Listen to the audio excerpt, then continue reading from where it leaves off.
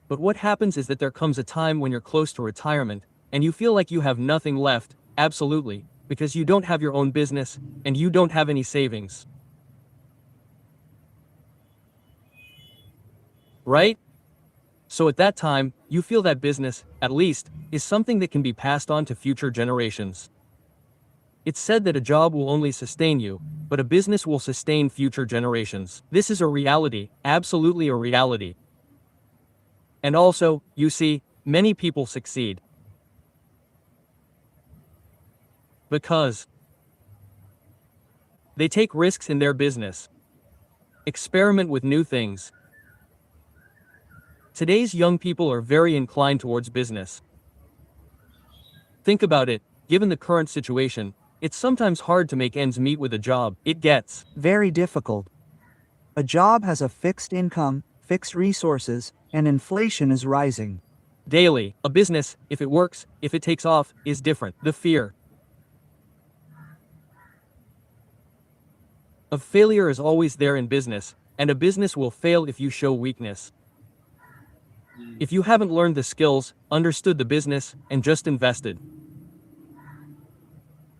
There's risk, but you also need a strong heart and self-confidence. And secondly, when you take a risk, remember, the world is built on hope.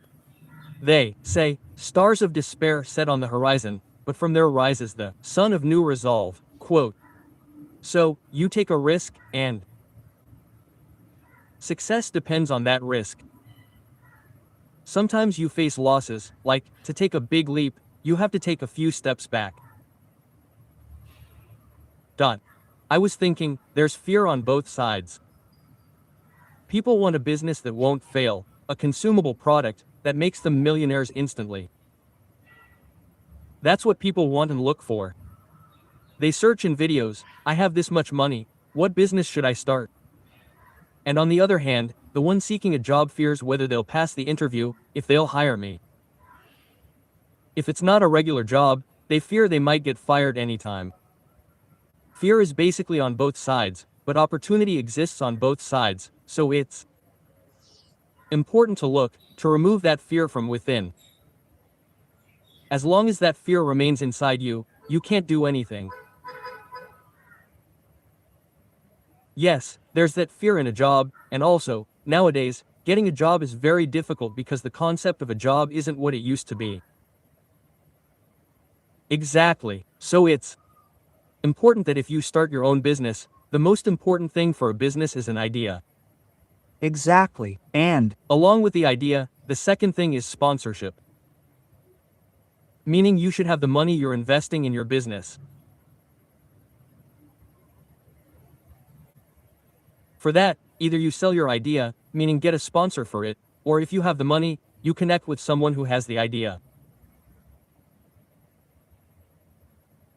So these things, until you do them, your business can't succeed. Actually, doctor, the purpose of a company is to bring talent together to form a company. Exactly. The meaning of a company is that when all those people come together and work, they definitely achieve some good reward. Secondly, Jami, tell me, our population is so large. Which business wouldn't succeed in it? It will definitely succeed. It's impossible for a business not to succeed, but the thing is, they don't want to improve. It's like, you go to a market, there are two shops selling the same thing. One is thriving, the other isn't. The reason is skill. One has the skill to sell, the other doesn't learn it. And another thing is, good manners are essential. Good manners are important, and how you gain the customer's trust. Absolutely, and it's true. See, when you win a customer's trust, that one customer brings in more customers. Exactly. Instead of just one, it's like a chain reaction. A chain. Yes, like a chain reaction. He talks about you to others, and that's how you get more. But if you have a bad attitude with someone, they'll share that too. Absolutely. I'll give you my example. There was a fruit shop outside, Taba. I used to go there to buy fruit. One guy was close, but very rude. If you asked him how the fruit was, he'd answer rudely, "Leave if you don't want it."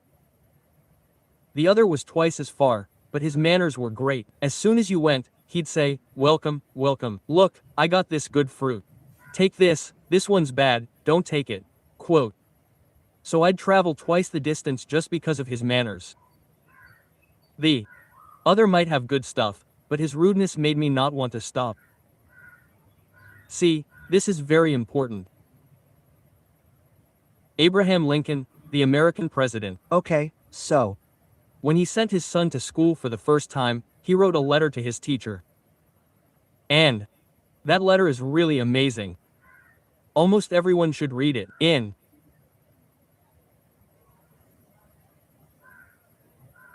it, he writes to his son, he writes to the teacher, "Make my son capable of selling his intelligence and skills to the highest bidder. But keep his heart, mind, and feelings to himself." Quote. Your heart and feelings should be your own, but you sell your skills. Absolutely. You have to sell them in a way that you see your skills become valuable. As your skills become more valuable, you'll succeed in your job. But ultimately, the person you work for is benefiting from your skills. But the advantage of business is that it's your own. You have a lot of interest in it, and you work hard day and night. And that hard work pays off later. Absolutely. Secondly, doctor, if there's deceit in your business, it will definitely fail. If there's fraud, it will definitely fail. If your business is based on honesty and you've started it in an area where it's needed, where there are customers and consumers, it will never fail. Ups and downs are part of life. And another thing, when you start a business,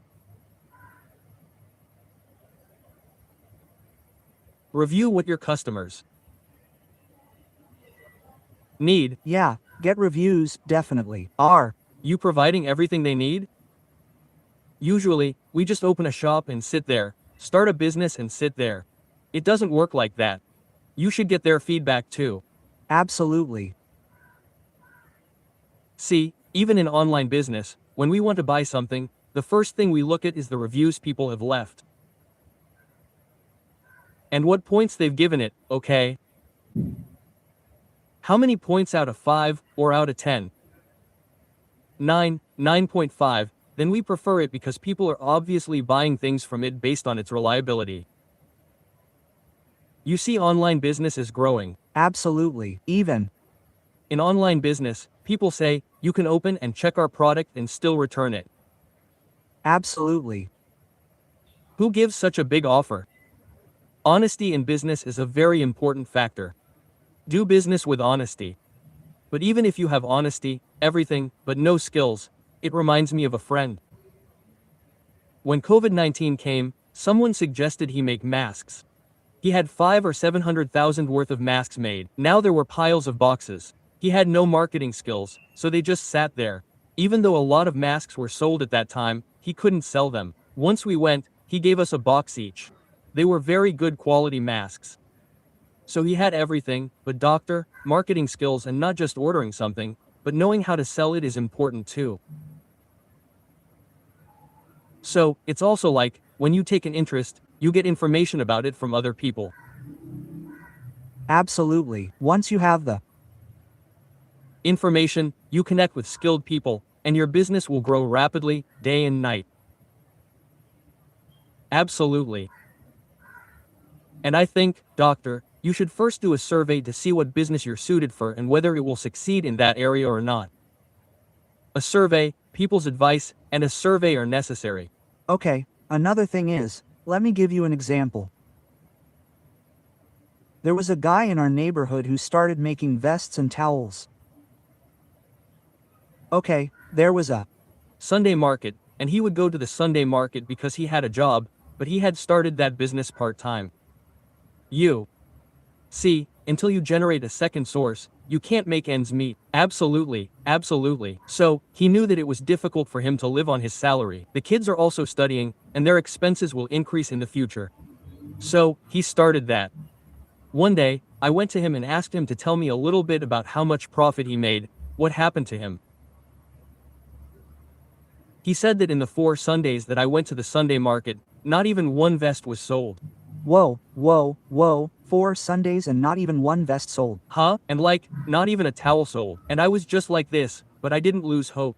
So today, look, my whole shop is here. This is the point where you give up. Right? This is the point of testing, I think. You're being tested. And if he'd given up after those 4 weeks, he wouldn't have a shop today. He wouldn't have a big store today.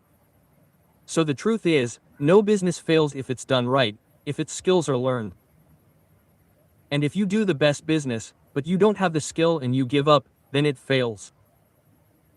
Secondly, you also have to be patient. Patience is good, and with that, you have to keep working hard. Usually, people stop working hard, okay?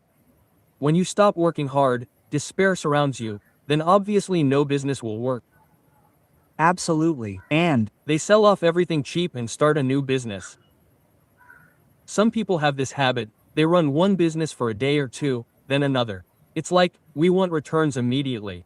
Yeah, we just want, like, we start a business today and become millionaires tomorrow. Exactly, exactly. You gave an example in a podcast. We see someone who's very successful at 40 or 50, earning well, a millionaire. We see that, but we don't see the 20 or 30 years they put in. Yeah, what their sacrifices were, what desires they had in life, and how they achieved it, how much they struggled for it. We miss that. absolutely, there are Many successful businessmen who aren't even that educated. If you interview them, you'll find out the secret to their success. The secret, well, the secret to success is commitment, hard work, dedication, and sticking with it. absolutely, that's the Most important thing, that you stay connected to the work. Connected. When you stay connected, you give it your time, it's impossible not to succeed. Absolutely, absolutely. Dr. Sahib, some motivational speakers say, keep your sights high, aim high. But when you aim high, at a big business, and don't look down, then disappointment arises too. When will I get there? Why am I not achieving it? I'm losing everything. But when we look down, we realize we're above many people. When we look up, we always feel like we're very low. But when we look at people below us, we realize we've achieved a lot, we've stepped up. That's right, we should also thank God and not lose hope in His mercy. So, you're absolutely right. The truth is, any business can sink you or save you. It can drown you or lift you up. But doctor, as a math professor, if you analyze it, successful people are usually business owners. I haven't seen any salaried person become a millionaire, even with top grades, nice cars, and a good house. Salaried people often just live hand to mouth, and life passes by. Business owners, on the other hand, can go from rags to riches in a year. It also depends on your satisfaction level. In a job, there are different satisfaction levels. Some achieve them, some don't.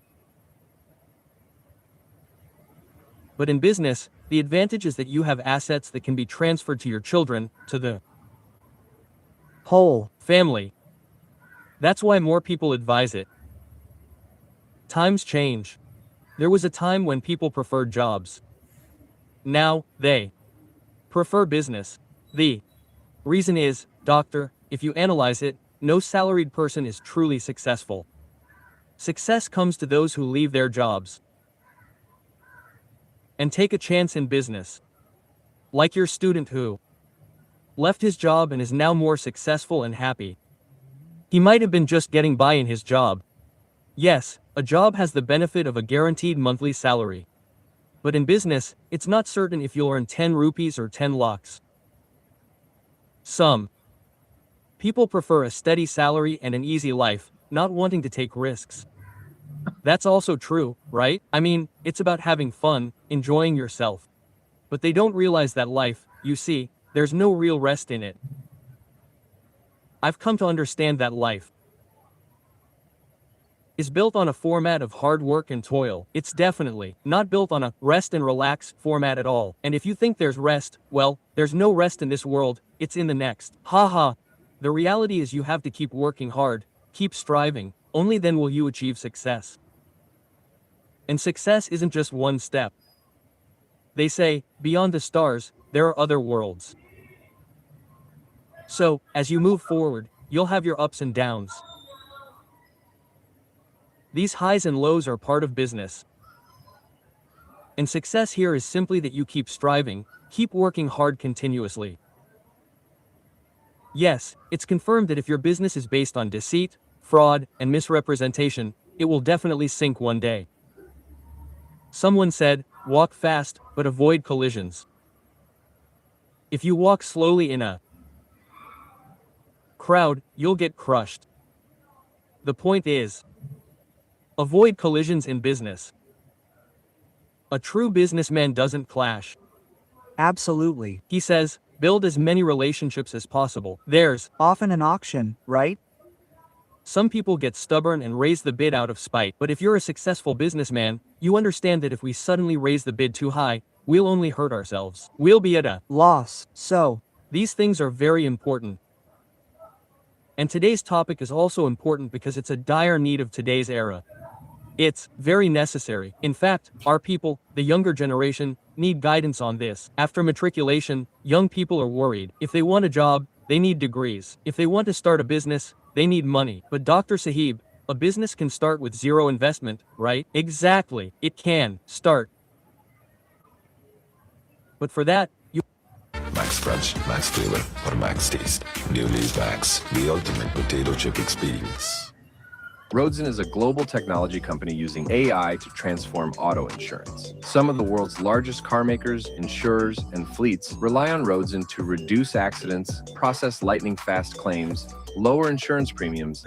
With annual revenues approaching $50 million, Rhodeson is racing towards profitability. This isn't just AI. It's real-world innovation powering the future of mobility and insurance. Rhodeson. RDZN. You have to think first, take some time, and survey your area. Meaning, create a feasibility report to determine what kind of business to start. Absolutely. Good. Then take it, but take the start and keep working at it. Then hopefully, you become successful. There are many such people. If you analyze the lives of successful people, they always start from the very first step, and it's always done from a small level. Exactly, so. Then, God willing, when a person progresses, then further. Successes come their way. It's said that the biggest profit is in trade. If you do business, import, export, even small things, it slowly takes you to great heights. As you take interest, as you work hard, your growth also happens. Money multiplies money, right? Yes, money attracts money. Slowly, businesses expand. Exactly. One showroom becomes two, then they open franchises. Even education is a business now. Yes, it's a business. You can teach kids if you want. The fees are so expensive, education is at such a level, it's hard. If you don't generate another income source, you can't educate your kids. Exactly. It's scary. How will we educate the next generation? You invest everything in education, and ultimately, if you don't have enough income, how will you educate them? It's getting hard. Fees are rising daily. Big degrees are hard. It's a big tension for parents. How will we afford these degrees? Actually, education and healthcare, they shouldn't be businesses. They should be basic necessities, a system to build people up, improve them, and keep them healthy.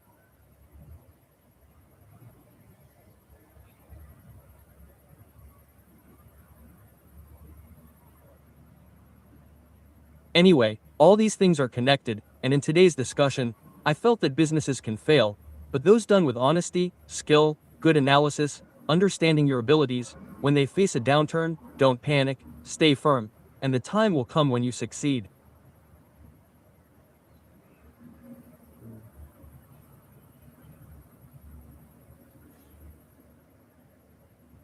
That business is a winner. Compared to a job.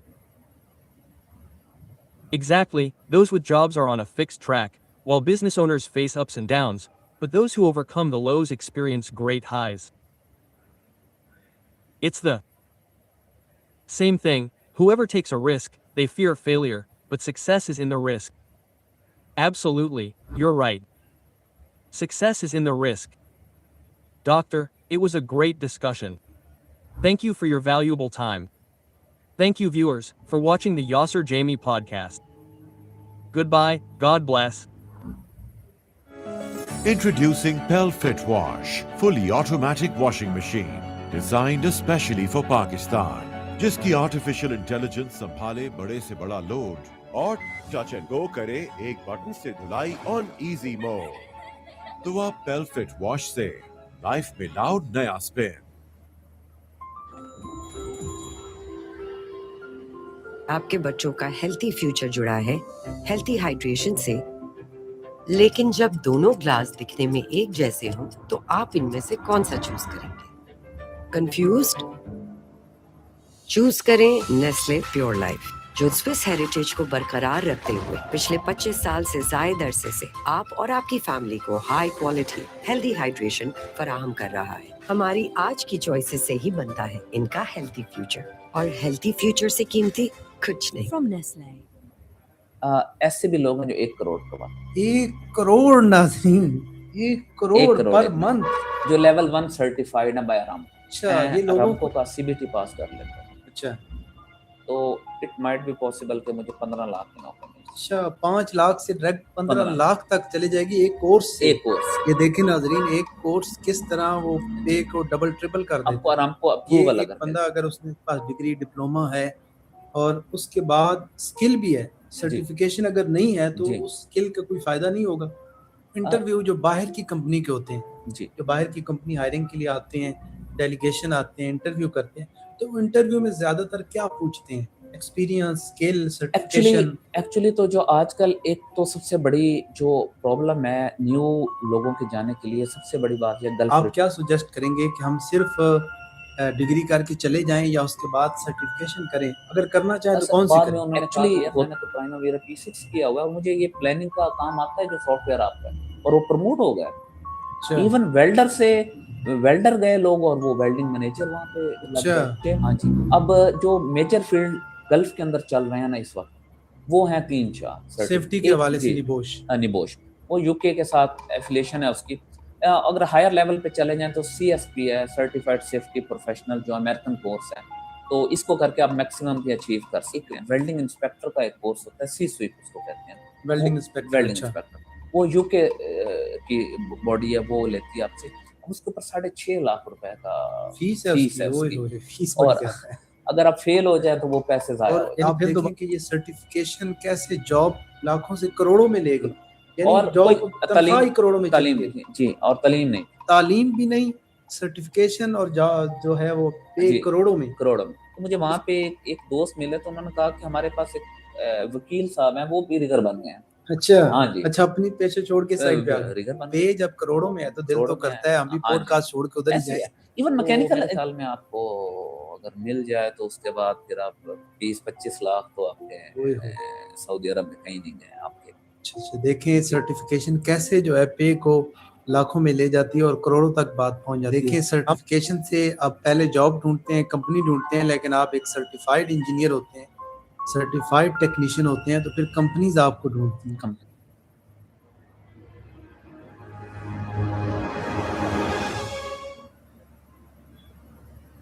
बिस्मिल्लाहिर्रहमानिर्रहीम। Welcome to another podcast episode. एक नए episode में मेरे साथ तशरीफ़ रखते हैं engineer खलीक़ुज़्ज़मान साहब। खलीक साहब, बहुत शुक्रिया, आपके कीमती वक्त के लिए शुक्रगुजार हूँ। थैंक यू सो मच या साहब, आपने एक दफ़ा दोबारा मौका दिया और इनवाइट किया। जी जी, बिल्कुल बिल्कुल। इससे पहले हमने एक पॉडकास्ट की थी जिसमें हमने बहुत सी अच्छी अच्छी बातें की।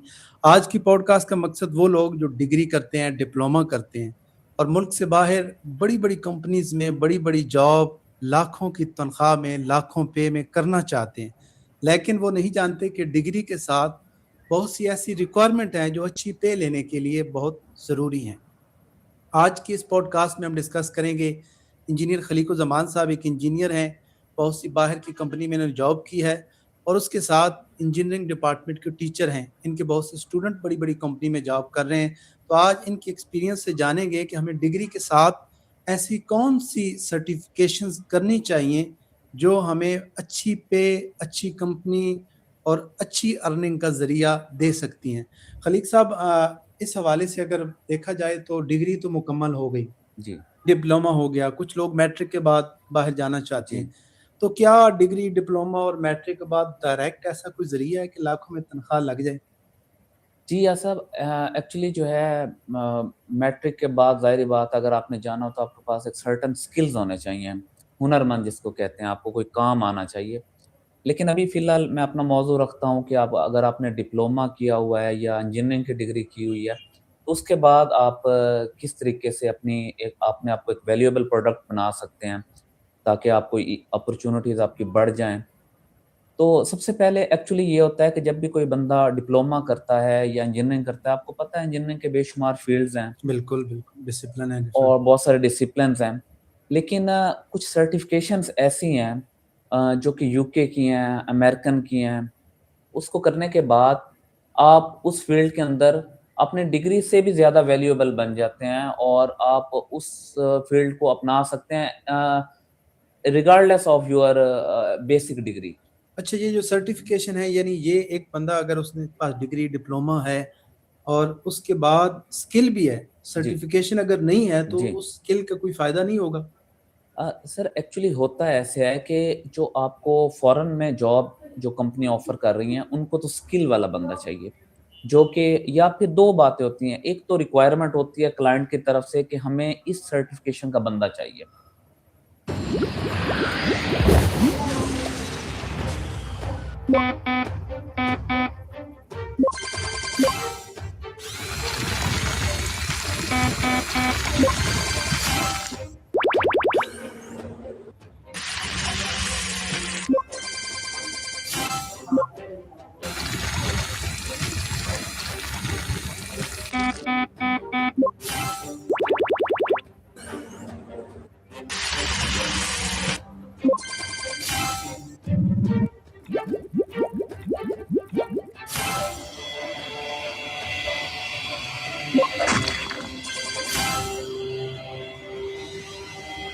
Two-in-one solution जिससे बाल रहे hydrated. LV Hyaluron Pure by L'Oreal Paris।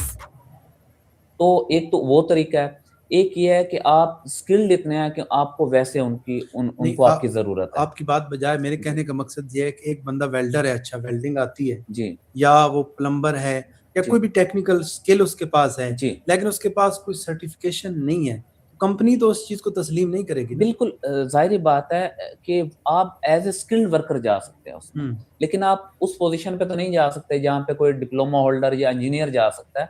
आप जा सकते हैं जो वेल्डर हैं और जो प्लम्बर हैं, जो एसी टेक्नीशियंस हैं, मैकेनिक हैं, वो जा सकते हैं, नो डाउट बहुत सारी आती हैं। लेकिन आपको पता है जैसे-जैसे एजुकेशन बढ़ रही है, उसके लिए भी मिनिमम क्राइटेरिया डिफाइन करते जा रहे हैं। अब ऑटो मैकेनिक, डीज़ल पहले ऐसे ही चले जाते थे लोग एक्सपीरियंस वाले, अब कहते हैं कि डीएई मैकेनिकल होना चाहिए। तो इसमें ये है कि क्राइटेरिया दिन-ब-दिन सख्त होता जा रहा है।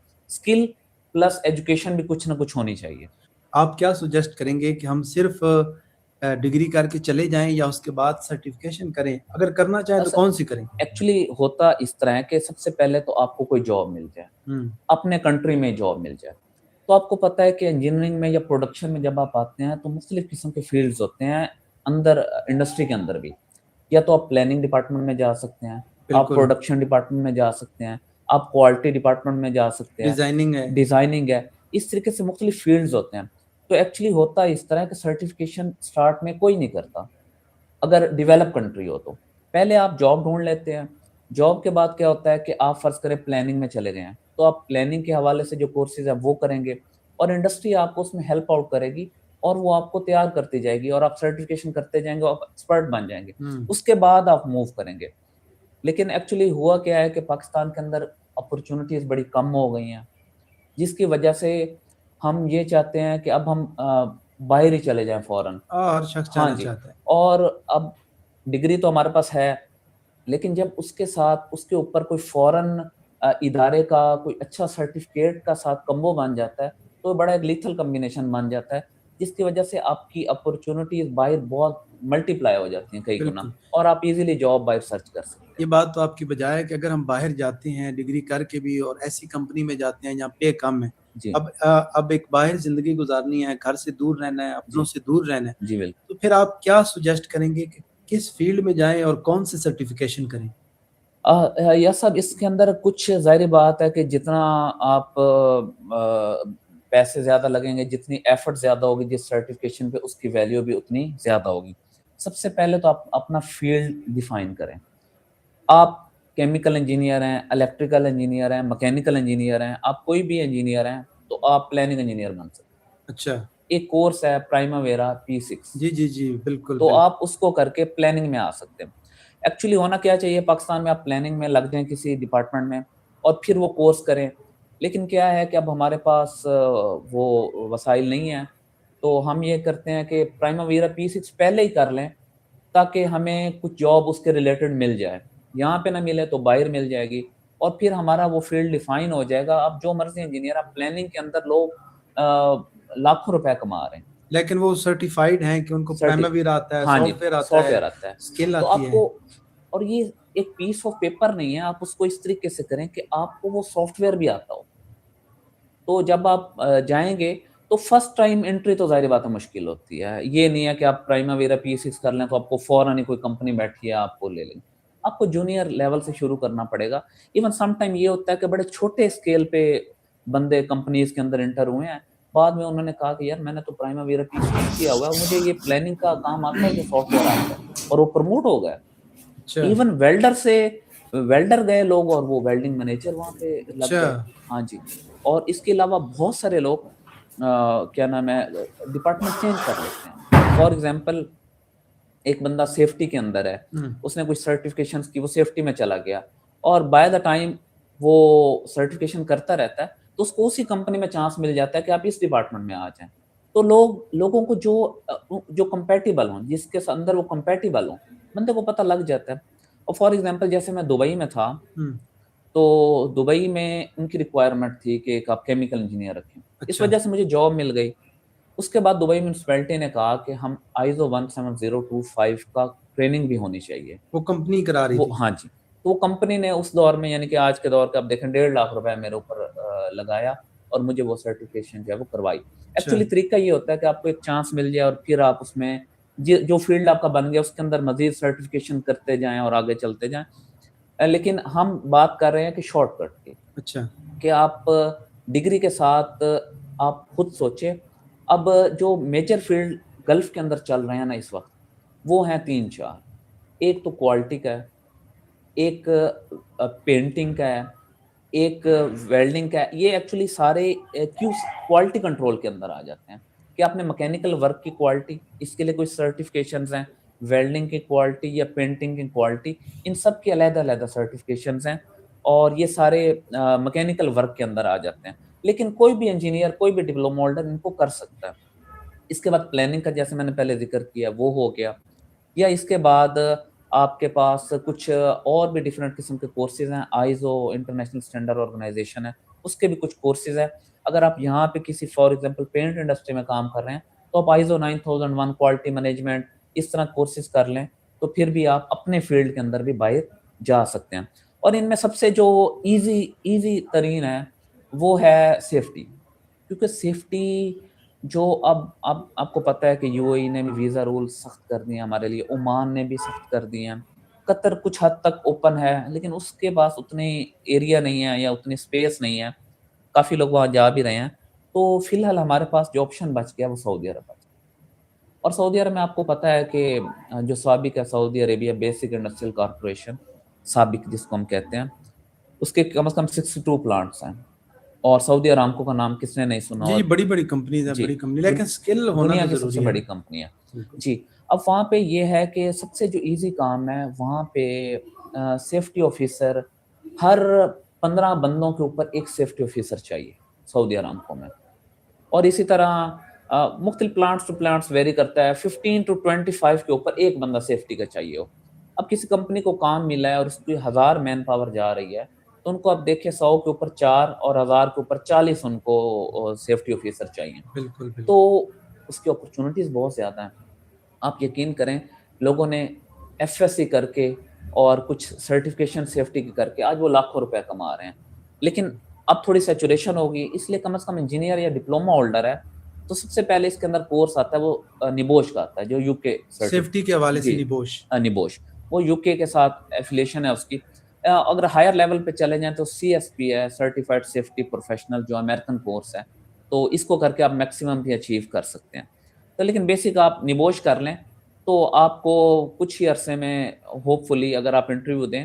ابھی مجھے ایک اسٹوڈنٹ ملا باہر, تو وہ میرے سے کانٹیکٹ میں تھا, تو وہ کچھ بھی نہیں کر کے گیا تھا, تب بھی اس کو سیفٹی کے اندر اپرچونٹی جو ہے وہ سعودی عرب میں مل گئی. ہاں جی, وداؤٹ انجینئر تھا وہ, لیکن اس کو مل گئی اور اس کے بعد میں اس نے نبوش کر لی, جیسا کہ ہم پہلے ذکر کر رہے تھے.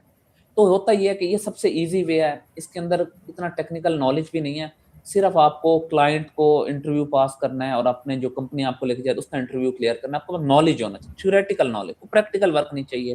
تھیوریٹیکلی پہلے آپ نے ٹیسٹ کلیئر کیا, پھر آپ نے انف تھیوریٹیکل نالج بنایا کہ آپ نے ادھر میں انٹرویو کلیئر کیا اور سعودی ارامکو میں کلائنٹ کا انٹرویو کلیئر کیا, تو آپ 3-4 لاکھ پاکستانی روپے پہ آپ ایزیلی لگ جاتے ہیں. تو انٹرویو کے لیے پہلے تیاری کرنی ضروری ہے, سرٹیفکیشن ضروری ہے, جی کیا سر, چیز؟ وہ ایکچولی ہر سب کے جو انڈسٹری ہے ان کے اپنے سٹینڈرڈز ہیں. کچھ انٹرنیشنل سٹینڈرڈز ہیں, اوشا ہو گیا, اور بھی ہیں, لیکن کچھ جو ہیں انڈسٹری نے اپنے بھی بنائے ہوئے ہیں. تو ظاہری بات ہے ان کا میٹیریل اویلیبل ہے, آپ پہلے نبوش کر لیں, پھر آپ ان کے جو مینجمنٹ سسٹم ہے, سیفٹی مینجمنٹ سسٹم ہے, سابق کا اپنا ہے, معدن ایک گورنمنٹ کمپنی ہے اس کا اپنا ہے, ارامکو کا اپنا ہے, تو اس کے نوٹس وغیرہ اویلیبل ہوتے ہیں.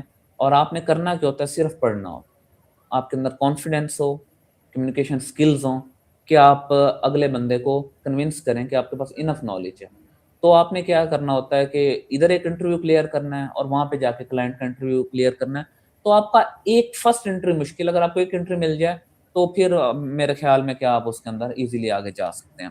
جو بالکل آپ کی بات بجائے سیفٹی کے حوالے سے جو اس فیلڈ میں آگے بڑھنا چاہتے ہیں, جیسے انجینئر صاحب نے کہا کہ وہ نبوش وغیرہ اور سرٹیفکیشن کریں, تو خلیق صاحب یہاں میں پوچھنا چاہوں گا, آپ نے بھی کافی انٹرویو کیے, آپ کے اسٹوڈنٹ کرتے ہیں, انٹرویو میں پاس ہوئے, جاب کر رہے ہیں.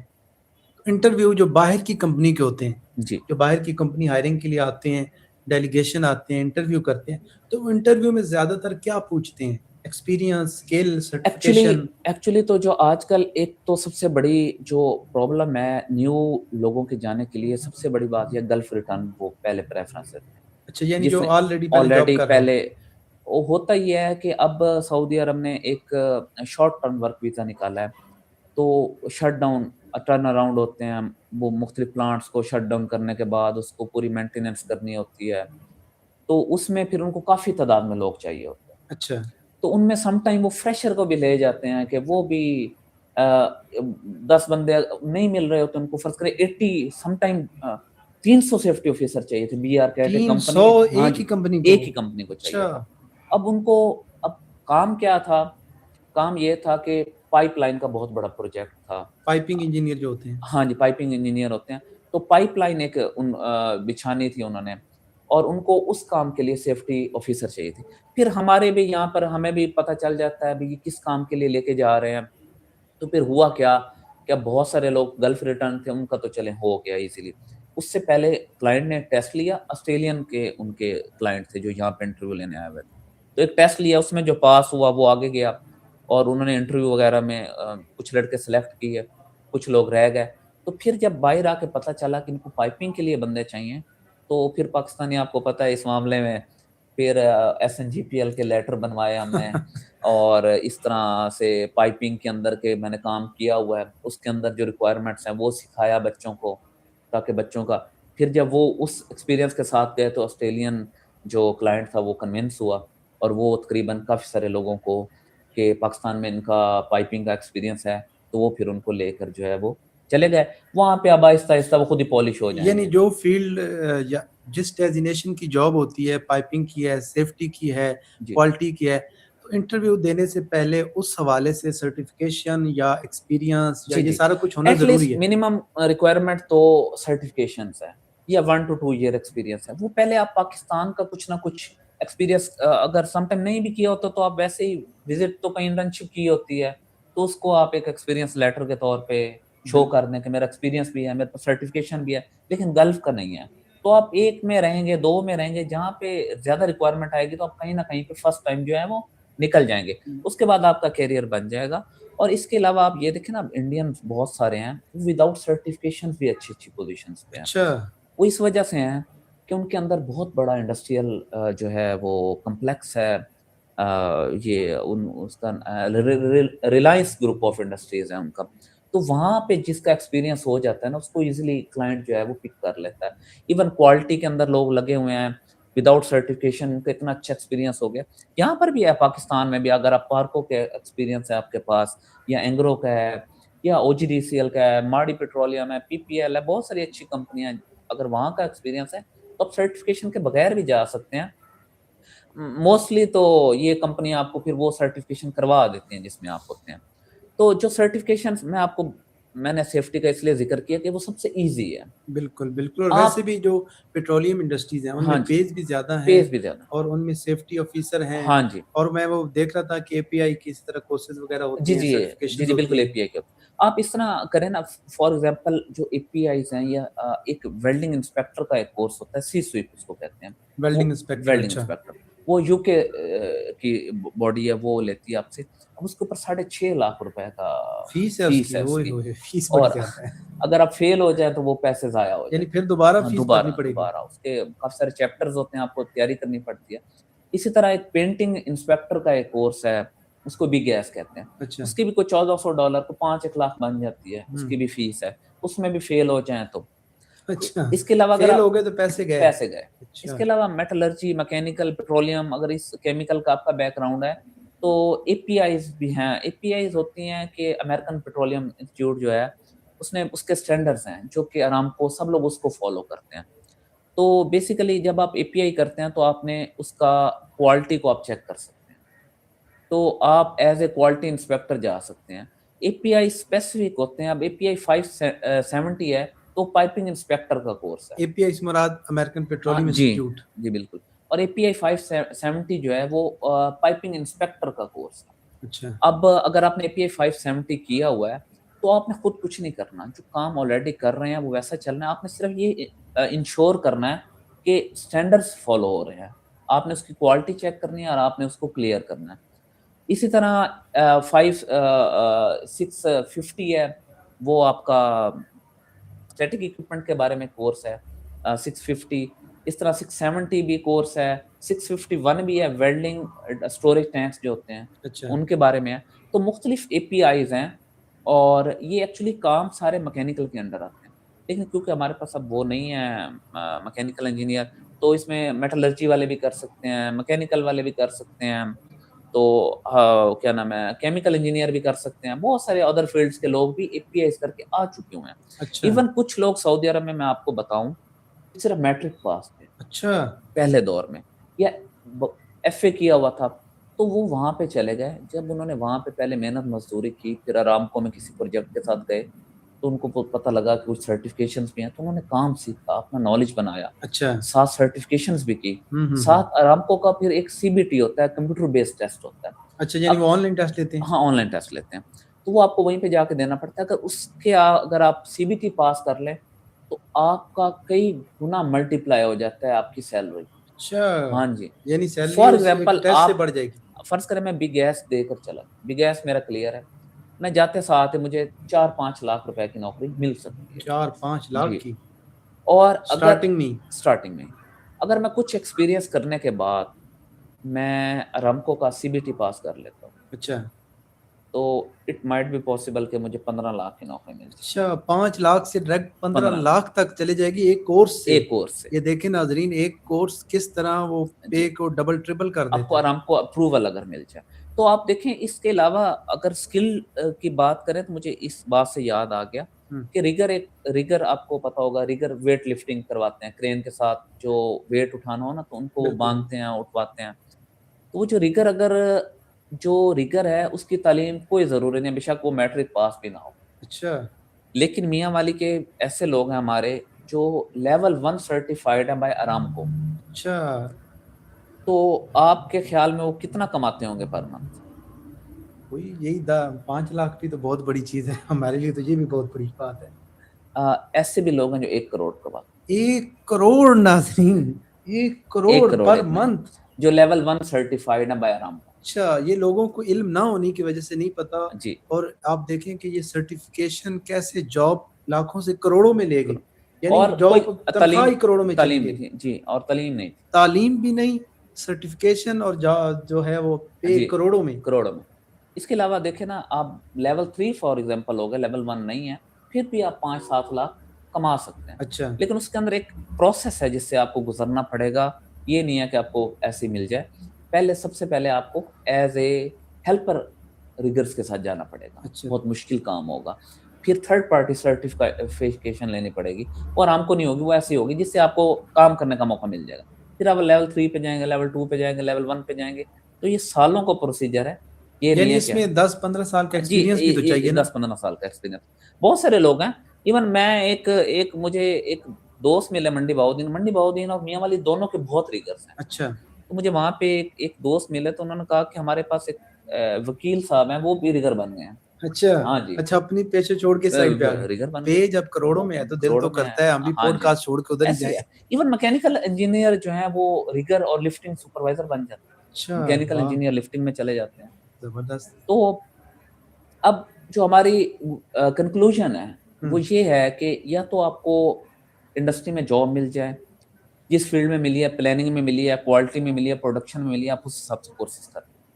یا پھر آپ کو بس ڈگری ملی ہے اور آپ کے پاس آپ انف پیسے ہے, فائنانشلی حالت آپ کی بہتر ہے, آپ کر سکتے ہیں, تو آپ کوئی بھی ایک کو ٹارگٹ کر لیں. اب فرض کریں نیس ایک ہے اور AMPP, یہ کروین کے بارے میں ہے اور کیتھوڈک پروٹیکشن کے بارے میں ہے. ان کی اب سینٹر پاکستان میں ہے ہی نہیں. اچھا, ہاں جی, اور سعودی عرب میں بھی نہیں ہے. UAE میں آپ کو دبئی یا ملائیشیا جا کے یعنی کورس کرنے کے لیے وہاں جانا پڑے گا. دبئی یا ملائیشیا آپ کو کرنا, پہلے آپ کو تیاری کرنی پڑے گی, پھر وہاں پہ آپ اپوائنٹمنٹ لیں گے دبئی میں, یا تو $3,000 10 لاکھ روپے فیس ہے. تو اس میں ریٹن ٹیسٹ ہوتا ہے یا انٹرویو وغیرہ بھی پریکٹیکل بھی ہوتے ہیں اور ریٹن ٹیسٹ بھی ہوتا ہے. تو اس کے اندر یہ ہے کہ پھر آپ کو $3,000 کی فیس ہے, 9 لاکھ روپے. اچھا, ہاں جی, اور دبئی کے اندر آپ کو اس پہ جانا پڑے گا. لیکن یہ ہے کہ جب آپ کے پاس نیس لیول 1 یا 2 آ جائے, لیول 1 ہوتے ہیں پھر 2 ہوتے ہیں, تو میرے خیال میں آپ کو اگر مل جائے تو اس کے بعد پھر آپ 20-25 لاکھ تو آپ کے سعودی عرب میں کہیں نہیں گئے آپ کے. اچھا, دیکھیں سرٹیفکیشن کیسے جو ہے پے کو لاکھوں میں لے جاتی ہے اور کروڑوں تک بات پہنچ جاتی ہے. ہم اکثر وہ سنتے تھے کہ سی سویپ کر لیں, سی سویپ کر لیں, لیکن اس کے علاوہ بھی بہت سی بہت سارے سرٹیفکیشنز ہیں. سر ہوتا ہے اس طرح نا, اب ڈائریکٹ آپ نیس لیول 2 پہ نہ جائیں نا, یا آپ کروین پروٹیکشن پہ نہ جائیں نا, پہلے آپ ارننگ تو شروع کریں. جیسے میں نے پہلے بات کی, آپ سیفٹی کے کچھ کورس کر کے آپ فیلڈ میں چلے جائیں, ایکسپیرینس سٹارٹ کریں, چیزوں کو دیکھیں اور پیسے کمائیں. یہ پیسے آ جائیں گے تو فیلڈ سوئچ کرنا اتنی بڑی بات نہیں ہے. وہاں پہ سرٹیفکیشن کر کے آپ اندر ہی ہوں گے, انڈسٹری میں ہوں گے, وہاں پہ کانٹریکٹر میں ہوں گے, کام کر رہے ہوں گے.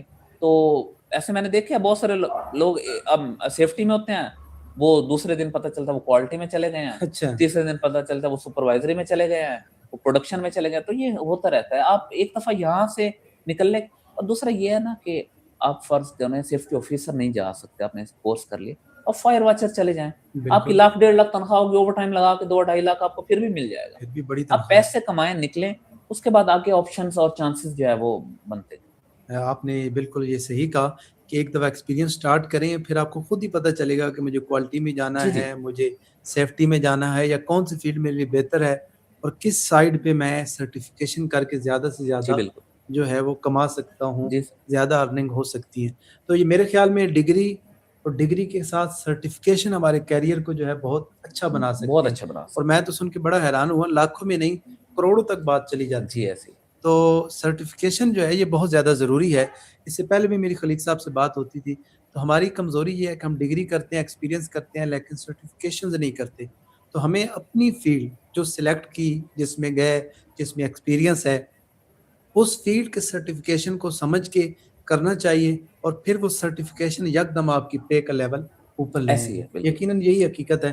اور انجینئرنگ میں اگر آپ نے گرو کرنا ہے تو پھر سرٹیفکیشنز ہیں، چاہے سیفٹی کے ہیں، بوائلر کے ہیں، پیٹرولیم میں جانا چاہتے ہیں تو اے پی ہیں، سی سویپ ہے، سیفٹی میں جانا چاہتے ہیں NTT کے نیبوش ہے، نان ڈسٹرکٹیو ٹیسٹنگ ہو گئی، اس کے لیولز ہیں اپنے. بالکل. ویلڈنگ سائٹ پہ جائیں تو ڈسٹرکٹیو ٹیسٹ ہے. ایسی ایک ASME ہوتے ہیں بوائلر اور ایزمی کے American society of mechanical engineers. اس کے اگر کوئی بندہ سرٹیفائیڈ ہو جائے نا، اس کا تو چاند ہی بندے ہیں. تو اگر پھر آپ کو کمپنی آپ کے پیچھے ہوتی ہیں اور وہ کئی $1000 آپ کو پر ڈے پہ آفر کرتی ہیں کہ وہ آپ ایک دن آ جائیں. انہوں نے آنا کیا ہوتا ہے، ویسل، یہ جو بھی چیز ہے اس کو وہ کرنا ہوتا ہے کہ ویلیڈیٹ کرنا ہوتا ہے کہ جی اوکے ہے، بس یہی کام ہوتا ہے. دیکھیں سرٹیفکیشن سے آپ پہلے جاب ڈھونڈتے ہیں، کمپنی ڈھونڈتے ہیں، لیکن آپ ایک سرٹیفائیڈ انجینئر ہوتے ہیں، سرٹیفائیڈ ٹیکنیشین ہوتے ہیں، تو پھر کمپنیز آپ کو ڈھونڈتی ہیں. تو کتنا وہ فرق آ جاتا ہے پیز میں بھی، اور آپ کی اپنی جو ویلیو ہے وہ بھی بڑھ جاتی ہے. تو خلیق صاحب ڈسکشن کا بہت لطف آیا. امید کرتا ہوں ہمارے ویورز جو ابھی اپنا کیریئر بنانے میں لگی ہوئی ہیں وہ سن کے ضرور اپنا جو پاتھ ہے وہ ڈیفائن کر لیں گے، اپنا راستہ دیکھ لیں گے کہ ہمیں کس راستے پہ جانا ہے. آپ کا اور آپ کے قیمتی ٹائم کا بہت شکریہ. ویورز آپ کا بہت شکریہ. Thank you for watching Yasir Jami pod cost.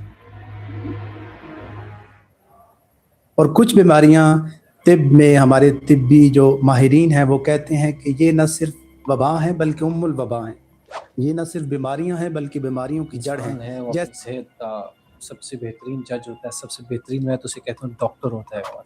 جب آپ یہاں سے پریشان ہیں تو آپ یہاں سے بھی پریشان ہیں، اور کبھی کبھار جب یہاں سے پریشانی ہوتی ہے تو اس کی پریشانی یہاں پہ شروع ہو جاتی ہے. تو ان دونوں چیزوں کو دو برینز کہتے ہیں، ایک آپ کا یہ برین ہے، دوسرا گٹ برین ہے. اس میں 3 اسپیکٹ ہیں، ایک لائف اسٹائل کو کر لیجیے، اور دوسرا فوڈ کو کر لیجیے، اور دوسرا یہ ہے کہ اپنی اسپرچویلٹی کو جو ہے نا وہ کرنا. اچھا سسٹم کیا ہے وہ سر؟ سورج کا سسٹم ہے. اچھا اس کائنات کا نظام سورج کے چلنے کے ساتھ سٹارٹ ہوتا ہے، اور جیسے سورج غروب ہوتا ہے تو جو فوڈ پانڈا ہے ان کی ڈیلیوریز کو دیکھا گیا تو پتہ چلا کہ 70% سے زیادہ ڈیلیوریز رات 10 بجے سے لے کر لیٹ نائٹ 3 بجے تک ڈیلیوریز تھیں ملیں گے. اور سارے کا انسانوں کی بنائی ہوئی چیزیں کھائیں گے تو بس بے سکونی ہے. کچھ عرصہ پہلے میں ایک ڈاکٹر صاحب سن رہا تھا، وہ کہتے ہیں لوگوں کو اس وقت ایچ پائلوری ہے. یہ جو لوگ چڑچڑے ہیں، لڑ رہے ہیں، بے چینی کا شکار ہیں، اندھیرے سے انہیں ڈر لگتا ہے، تو ایسے لوگوں کو ایچ پائلوری کا پرابلم ہے. کہتے ہیں بشپ ٹیسٹ کرا لیں. بالکل بات ٹھیک کہہ رہے ہیں کہ ہماری فوڈ ڈاکٹرز وزٹس کے اوپر وزٹس، ٹیسٹ کے اوپر ٹیسٹ، بات پھر وہیں آئے گی. یا تو پوری زندگی دعا کھا لیں، ڈاکٹروں کی فیسیں بھرتے رہے اور پیسے لگاتے رہیں، پیسے شروع میں پہلے کمائیں اور وہی پیسے اپنے آپ پہ لگائیں. یا دوسرا جو ہم آپ سے بات کہہ رہے ہیں، صرف 3 چیزیں اپنی روٹین کو ٹھیک کر لیں. اپنی بھوک رکھ کے کھانے کا کنسیپٹ آج کل تو ختم ہو گیا. آج کل ہے کہ جی بھر کے کھائے، پیٹ پھاڑ کے کھایا ہے. دوبارہ لوگوں سے کم کھانا صحت ہے. بالکل بالکل. بلکہ ایک اور بھی نیچر کا نصیحت کہیں آپ کی زندگی بڑی پرسکون گزرے گی. چاہتے ہیں کہ ہر 6 میں سے جو ہے وہ ایک مریض جو ہے وہ ڈائبیٹک ہے پاکستان میں. کچھ عرصے کے بعد پریڈکٹ کر رہے ہیں کہ ہر 4 میں سے، یعنی کمرے میں 4 لوگ بیٹھے اس میں سے ایک شوگر کا مریض. آپ اپنے خاندان میں دیکھ لیجیے کہ شوگر کے مرض ہے. آپ اپنے آپ کو اسی وقت سے محتاط کر کے، شاید 23 سال کی یونیورسٹی اسٹوڈنٹ ہے، اچھا وہ ڈائبیٹک پیشنٹ ہے. بڑی حیرانگی والی بات ہے، جسٹ 23 ایئرس. ان کی والدہ کو محترمہ کو شوگر تھی. تو امپورٹنٹ میسیج ہے، آپ کو شوگر ہو گئی ہے نا تو آپ یقین جانیے کہ آپ کے بچوں کو بھی شوگر ہو جائے. دیکھ لیں ابھی اسی ویک میں نے 2 ینگ ایج میں ہارٹ اٹیک کے کیسز دیکھے. ایسے بالکل آج کل بہت کم ایسے 60 سال سے لوگ ہیں اوپر جن کو ہم دیکھتے ہیں کہ شوگر نہ ہو، بلڈ پریشر نہ ہو. موسٹلی لوگوں کو حضرت واک کرنے والے موٹے لوگ زیادہ صحت مند رہتے ہیں، اور واک نہ کرنے والے اسمارٹ لوگ غیر صحت مند. کہتے ہیں کہ ہارٹ اٹیک کی گولی زبان کے نیچے رکھتے ہیں تو فوراً اثر کرتی ہے. تو وہ کہتے ہیں کہ جب آپ ٹوتھ پیسٹ منہ میں لے کے جاتے ہیں تو فوراً آپ کے بلڈ کے ساتھ شامل ہو جاتا ہے. اس کی بالکل لیکن آپ کرنا نہ چاہے تو نہ کریں, آپ مسواک کریں. نہیں وہ تو بہتر مسواک ہے. اور انہوں نے بتایا کہ ہلدی, سرسوں کا تیل. اور کہتے ہیں کہ ڈاکٹر صاحب میرے جو والد ہیں نا, انہوں نے اپنی تمام زندگی جو ہے وہ صرف ایک حدیث کے اوپر ساتھ دی. اچھا, بڑی عجیب بات تھی. اگر اس ایک بات کے اوپر آپ عمل کر لیتے ہیں, آپ کو زندگی بھر کبھی پریشانی نہیں ہوگی.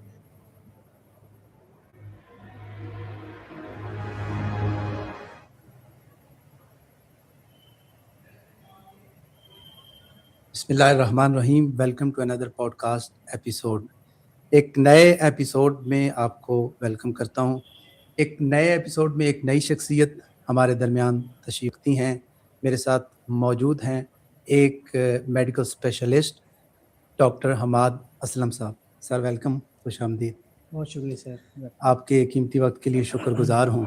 جہاں انسان کے لیے صحت ضروری ہے, وہاں صحت سے جڑے ہوئے بہت سے مسائل بھی ہیں. انسان صحت مند ہو تو اس کے لیے پوری دنیا روشن ہے, لیکن جب صحت کے ساتھ بیماری آ جائے, وبا آ جائے, اور ایسی بیماریاں جو نہ صرف وبا ہیں بلکہ الوبا بھی کہلاتی ہیں. تو آج صحت اور صحت سے جڑے مسائل کے حوالے سے ہم ڈاکٹر صاحب سے گفتگو کریں گے. ڈاکٹر صاحب, بہت سی بیماریاں ایسی ہیں جن کو صرف وبا یا بیماری کہا جاتا ہے, اور کچھ بیماریاں طب میں ہمارے طبی جو ماہرین ہیں وہ کہتے ہیں کہ یہ نہ صرف وبا ہیں بلکہ الوبا ہیں. یہ نہ صرف بیماریاں ہیں بلکہ بیماریوں کی جڑ ہیں, جیسے کانسٹیپیشن اور قبض کے حوالے سے ہم سنتے ہیں. تو یہ جو کنسیپٹ ہے کہ الوبا یعنی ایک بیماری دوسری بیماری کو جنم دیتی ہے. بالکل ایسے ہی کہتے ہیں کہ معدہ ہے نا, یہ آپ کا اتنا امپورٹنٹ عضو ہے, اس نے ساری ڈائجیشن کرنی ہوتی ہے, اسی نے سارے جسم کے سسٹم کو روا رکھنا ہوتا ہے. آپ جو کھاتے ہو اس کو جزو بدن بنانا, اس کو ہضم کرنا, چرن کرنا, اس کو خون میں ابزارب کرنا, یہ معدہ اور انتڑیوں سے جڑا ہوا ہے. اگر وہی خون میں ابزارب نہیں ہوگا, انرجی نہیں ملے گی, سب کچھ ختم, سب کچھ ڈکا. یہ ایسی سمجھ لیجئے کہ ایسے کوئی ڈرین ہے اور وہ آگے سے بند ہو جائے تو سب کچھ وہیں پہ اکٹھا ہو جائے گا, وہ فضلہ اور بدبو اور سب کچھ وہ روٹن ہو جائے, خراب ہو جائے. یعنی ایک پوری فیکٹری رک جائے گی اور پروسیس رک جائے گا. پروسیس رک جائے گا. ہمارے جو قدیم اتباع تھے, حکمات تھے, وہ سب سے پہلے معدے کا علاج کرتے تھے, کہیں قبض تو نہیں. وہ کہتے تھے سب سے پہلے جلاب لیں, معدے کی صفائی کریں. ٹھیک ہے, تو جدید طب میں تو ڈائگنوز کیا جاتا ہے مسئلہ, لیکن بہت سے لوگ ہیں کہ وہ اس مسئلے سے گزرتے رہتے ہیں, محسوس کرتے ہیں بس ہلکا ہے, بعد میں وہ ایک بیماری بن جاتا ہے, اور پھر بیماری نہیں, وہ کئی بیماریوں کی وجہ بن جاتا ہے. تو یہ انسان خود آبزرو کر سکتا ہے, ڈائگنوز کر سکتا ہے کہ اب میری جو حالت ہے یہ ڈاکٹر کے پاس جانے والی ہے. یقیناً جو انسان ہے وہ اپنی صحت کا سب سے بہترین جج ہوتا ہے, سب سے بہترین میں تو اسے کہتا ہوں ڈاکٹر ہوتا ہے, کہ آپ اپنے آپ کو بہترین طریقے سے جج کر سکتے ہو, ایون ٹریٹ بھی کر سکتے ہو اگر تھوڑا بہت اس کا نالج ہے. تو آپ کو محسوس ہوا کانسٹیپیشن کے بارے میں اگر آپ بات کر رہے ہیں, اور آپ کو محسوس ہوا کہ آپ کی ڈیلی جو باؤل ہیبٹ ہے وہ 1 سے 2 دفعہ ہے اور آپ اس کو نہیں کر پا رہے, 24 گھنٹے سے زیادہ گزر گئے ہیں, تو یقیناً آپ رک جائیے, سوچئے, ٹھہریے, سمجھیے, اس کو ٹریٹ کیجیے بیفور اٹ گیٹ ورس. یہ نقصان کرے گی آپ. یعنی یہ آگے پھر مزید بیماریوں کی وجہ بنے گی. بیماریاں, قبض, جو آپ کہہ لیں کہ زیادہ تر اگر اپنے اسٹومک کو, اپنی انتڑیوں کو ٹھیک کر لیں تو آپ کبھی بھی بیمار نہیں پڑیں گے. اچھا, یہ بات واقعی ناظرین ضروری ہے کہ اگر آپ ایسی بیماری جسے قبض, کانسٹیپیشن کہتے ہیں, اس میں مبتلا ہیں تو پھر آپ بے چینی کا شکار بھی ہوں گے, آپ کی سائیکالوجی بھی بدل جائے گی, چڑچڑاپن بھی آ جائے گا. تو یہ ساری وہ بیماریاں ہیں, سائیکالوجی کو ساتھ ساتھ ایڈ ہونا شروع ہو جائے گی. اس کا 2 دفعہ تعلق ہے. بعض وقت کیا ہوتا ہے کہ کچھ نفسیاتی بیماریاں جو ہوتی ہیں, جو ذہنی امراض ہیں, ڈپریشن, اسٹریس, اس طرح کی چیزیں, انگزائٹی, یہ آپ کے اسٹامک کو ڈائریکٹ, ایک دماغ کا تعلق ڈائریکٹ معدے اور انتڑیوں کے ساتھ, ویگس نرو ایک نرو آتی ہے, اس کے ساتھ جڑا ہوا ہے. جب آپ یہاں سے پریشان ہیں تو آپ یہاں سے بھی پریشان ہیں, اور کبھی کبھار جب یہاں سے پریشانی ہوتی ہے تو اس کی پریشانی یہاں پہ شروع ہو جاتی ہے. تو ان دونوں چیزوں کو 2 برینز کہتے ہیں, ایک آپ کا یہ برین ہے, دوسرا گٹ برین ہے. تو اس کی بھی صحت کا خیال رکھیے گا, اس کی صحت کا بھی خیال رکھیے. ڈاکٹر صاحب, گٹ کی آپ کی بات کی, گٹ برین, اور پھر گٹ میں جو بیکٹیریا ہوتے ہیں, ایک تو ہیلدی بیکٹیریا ہیں, ہاں جی, ان کی گروتھ پہلے مطلب جو آپ کی والدہ سے آپ کو ملتے ہیں وہ آگے چلتے رہتے ہیں, لیکن اینٹی بایوٹک آنے کے بعد ایک دفعہ ان کا ہم نے پیڑا گرک کر دیا ہے. لیکن اس کے علاوہ بہت سی غذائیں ہیں, جیسے طبی ماہرین بتاتے ہیں کہ آپ دہی کا استعمال کریں, کانجی کا استعمال کریں. تو ہم اس دماغ سے کام لیتے ہیں اور اس دماغ کا بیڑا غرق کر دیتے ہیں. مجھے تو کبھی کبھی ایسے ہی محسوس ہوتا ہے کہ ہم جو یہ کھوپڑی میں ذہن دماغ اسی کو دماغ سمجھتے ہیں اور اس کو کہتے ہیں جو آنے دو، فاسٹ فوڈ آتا ہے جو آتا ہے، یعنی اپنے کھانے کا توازن نہیں کرتے. اب آپ ٹریٹمنٹ کی طرف آ گئے ہیں، اب حل کی طرف آنا چاہ رہے ہیں، تو سادہ سا حل ہے. اچھا، اس کے لیے آپ کو واپس جانا پڑے گا.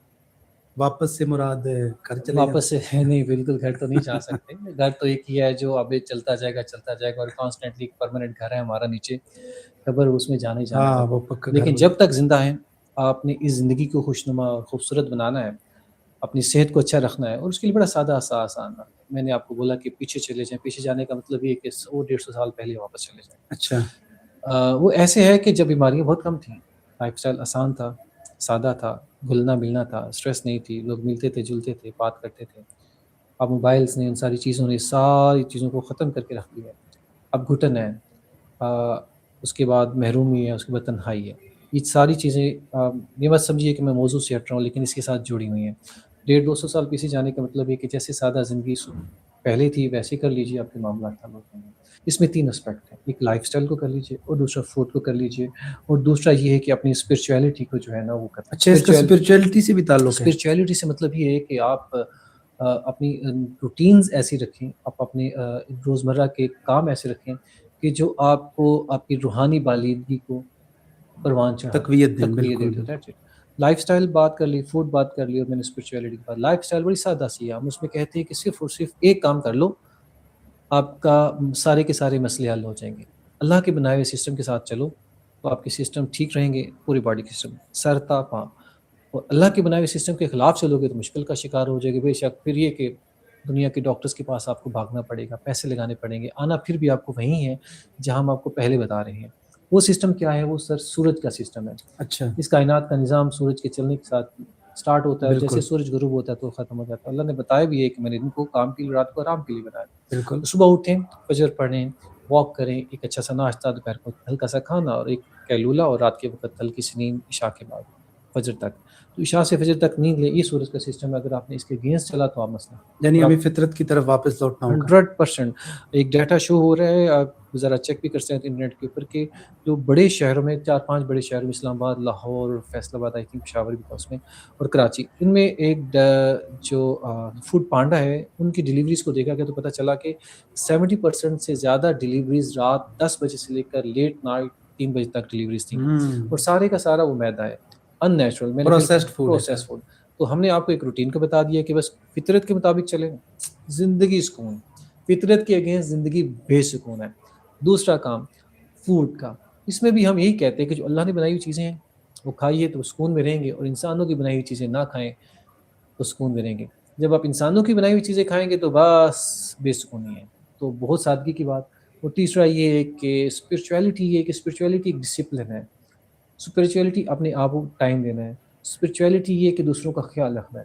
اب یہ 3 چیزیں، ان کو زندگی میں اپنے آپ کو شامل کر لو، اور آپ ایک پرسکون. قبض کیا، شوگر کیا، بلڈ کیا، ہارٹ کیا، کبھی بھی پریشان نہیں.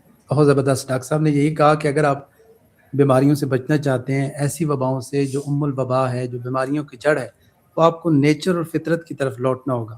اور اگر ہم پیچھے جائیں، جس طرح ڈاکٹر صاحب کہہ رہے ہیں 150 سال پہلے تو پروسیسڈ فوڈ نہیں تھا. لوگ سورج غروب ہونے کے ساتھ سو جاتے تھے، طلوع ہونے سے پہلے جاگ جایا کرتے تھے، اور صحت مند تھے، لمبی عمریں تھیں ان کی، 100 سال سے بھی بڑی عمر. اب بھی اگر ڈاکٹر صاحب سرچ کیا جائے تو دنیا میں ایسے بلو زون ایریاز کہلائے جاتے ہیں. میں نے اس پہ سرچ کر کے ایک ویڈیو بھی بنائی تھی.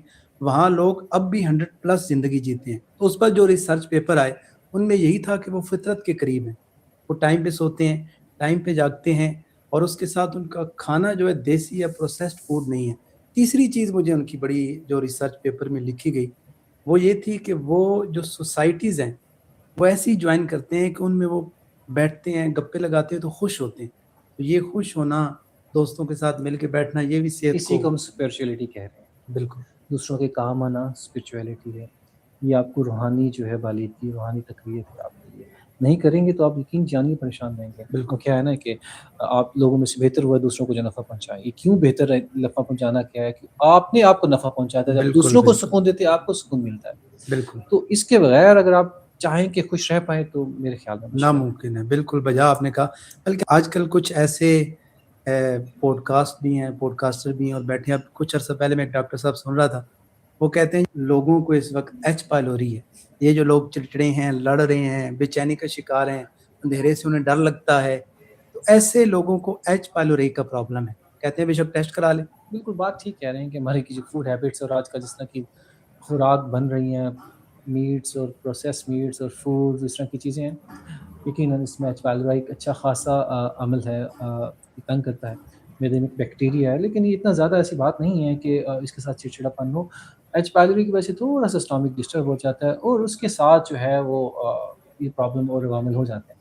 لیکن میں آپ سے کہنا چاہوں کہ یہ ساری چیزیں پہلے بھی تھیں، ایچ پائلوری کہیں نہ کہیں پہلے بھی ہوتا اب ہوگا. وہ تو اب ایگزسٹ جو کرتا ہے جب اتنی زیادہ سائیکولوجیکل، سوشل، پولیٹیکل اور اس طرح کے پرابلمس بڑے ہیں نا، ان ساری چیزوں نے ایک ایسا مرکب بنا دیا کہ ایک ایسی سچویشن کریٹ کر دی کہ انسان بہت پریشان ہے. H pylori yes it's a part of that, لیکن وہ چند % اس کا حصہ ہے. اچھا، یعنی اتنا اب نہیں کہا جا سکتا. یس آپ نے آپ کو اوور آل اپنے آپ کو دیکھنا پڑے گا، اور اس کے لیے جب تک آپ اپنے آپ کو خود ٹھیک نہیں کریں گے تو کوئی ٹھیک نہیں کر پائے گا. ڈاکٹر بھی کسی حد تک بات چلائے گا، پھر وہ ڈاکٹر وزٹس کے اوپر وزٹس، ٹیسٹ کے اوپر ٹیسٹ، بات پھر وہیں آئے گی. پھر وہیں آئے گی. یا تو پوری زندگی دعا کھا لیں، ڈاکٹروں کی فیسیں بھرتے رہے اور پیسے لگاتے رہیں، پیسے شروع میں پہلے کمائیں اور وہی پیسے اپنے آپ پہ لگائیں. یا دوسرا جو ہم آپ سے بات کہہ رہے ہیں، صرف 3 چیزیں: اپنی روٹین کو ٹھیک کر لیں، اپنی فوڈ کو ٹھیک کر لیں، اور اپنے سوشل جو لائف ہے اس کو ٹھیک کر لیں. دوستوں سے ملیں، رشتہ داروں سے ملیں، ناراض مت ہوں، تانا مت دیں، آپ طنز مت کریں.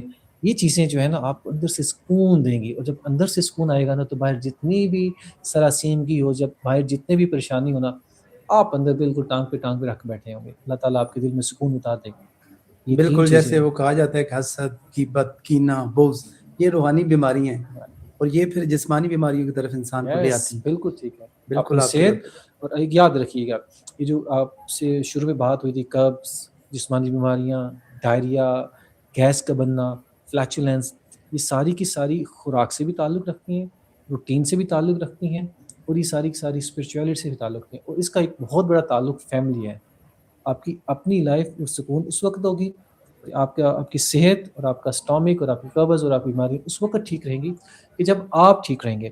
آپ اس وقت ٹھیک رہیں گے. یہ 3 عوامل میں نے آپ کو بتایا، اور اس کے ساتھ آپ کی فیملی لائف جڑی ہے. اپنا خیال بھی رکھنا اور اپنی فیملی کا، کیونکہ ان کی صحت بھی آپ سے جڑی ہے اور یہ خوشی آپ سے جڑی ہے، اور یہ خوشی ٹوٹلی آپ کو پرسکون رکھے گی. پھر دوستوں کا خیال، ہمسایوں کا خیال، ان ساری چیزوں سے ہم جڑے ہوئے لوگ ہیں. جب ہم نے ان سے اپنے آپ کو ہٹایا ہے، ہم بیمار پڑے ہیں. بالکل آپ کی بات بجائے میں ایک دن وہ پڑھ رہا تھا کہ ڈائبٹک، چونکہ ڈائبٹیز پیشنٹ ہمارے یہاں بہت زیادہ ہیں، اور آپ بھی Aslam clinic and diabetic centre چلا رہے ہیں. میں نے آپ کی پروفائل دیکھی تو کہہ رہے تھے کہ اس وقت جو سب سے بڑا مسئلہ بالخصوص ہمارے خطے میں لوگوں کو ہے وہ ڈائبٹک پیشنٹ ہے. اور لوگ سمجھتے ہیں کہ شاید شوگر کھانے سے، چینی کھانے سے اس سے ڈائبٹیز ہوتی ہے، لیکن دوسری طرف پریشانی اور ٹینشن بھی تو ہے نا، بہت زیادہ اس میں اپنے کوئی شک نہیں سوشل ہے. ریلیشن بہتر نہ کرنے کی وجہ بھی تو ہے. آپ کسی بھی 5 لوگوں کا انٹرویو کر لیجیے آج کل، 18 سال سے اوپر، مرد و زن کوئی بھی ہو، کسی پروفیشنل سے ہو، تو آپ دیکھ لیں گے 5 میں سے کوئی 1 یا 2 بندہ ضرور اپنی بے وجہ پریشانی، اسٹریس کا، انوائرمنٹل اسٹریس ہے، بڑی ریزنز ہیں، ان کا شکار ہے. اب اس ایک چیلنجنگ دور میں آج کل جہاں پہ اتنی زیادہ اسٹریسرس ہیں، اپنے آپ کو پرسکون رکھنا بہت مشکل ہے. مشکل ہو جاتا ایک ہے. چیلنجنگ کام ہے، آپ کر سکتے ہیں، لے کر کیا جائے. جو ہم نے بتایا روٹین سیٹ کر لیں، ایک ڈسپلن میں رہیں، اور کوشش کرنی ہے. آپ بس کوشش کر سکتے ہیں، ایک پہلا قدم تو اٹھائیے. آپ جب پہلا قدم اٹھا لیں گے تو اللہ تعالیٰ آپ کے راستے اور پریشانیاں اور تکلیفیں کم کر دیں گے، اپنی بیماریاں ٹھیک کر دیں گے. اور کھانے کے ساتھ ہے ڈائبٹیز کا تعلق، ایک بری روٹین کے ساتھ ہے ڈائبٹیز کا تعلق، اور شوگر کا تعلق جو ہے وہ سستی کے ساتھ ہے. اس لیے تو نبی کریم صلی اللہ علیہ وسلم نے فرمایا نا، وَاللَّهُمَّ إِنِّي أَعُوذُ بِكَ مِنَ الْهَمِّ وَالْحُزْنِ وَالْعَجْزِ وَالْكَسَلِ. سستی سے پناہ مانگی اللہ کے رسول نے، غم سے پناہ مانگی ہے. یہ جو میں نے آپ کو شروع میں اسپرچویلٹی کا ذکر کیا نا، یہ دعا اس اسپرچویلٹی کا حصہ ہے. اور ایک اور جو دعا، اللہم عافنی فی بدنی وعافنی فی سمعی وعافنی فی بصری، اس عافیت مانگنے کا تعلق بھی اسپرچویلٹی سے ہے. اگر اس کو اپنی زندگی سے نکال دیں گے، سکون بہت مشکل ہے. بالکل اس کو اپنی زندگی میں دھر لائے، اس کو زندگی میں مت نکالیے، اور اس کو سچ چمتے رہیے، اور آپ پھر دیکھیے کہ کیسی آپ کی کیفیت رہتی ہے اور کیسا سکون آپ کے اندر اترا. یعنی ایک پاورفل سول، پاورفل رول جب آپ بنا لیں گے تو آٹومیٹکلی آپ جسمانی تکلیف سے دور ہو جائیں گے. ابھی کچھ دن پہلے میں نے ایک پوڈ کاسٹ سنی تھی، اس میں ایک شخص تھے جو کہہ رہے تھے کہ میں نے وداؤٹ میڈیسن جو اپنی ڈائبٹیز ہے اس کو کیور کیا ہے، بالکل. اور انہوں نے صرف اپنا کھانا بدلا ہے.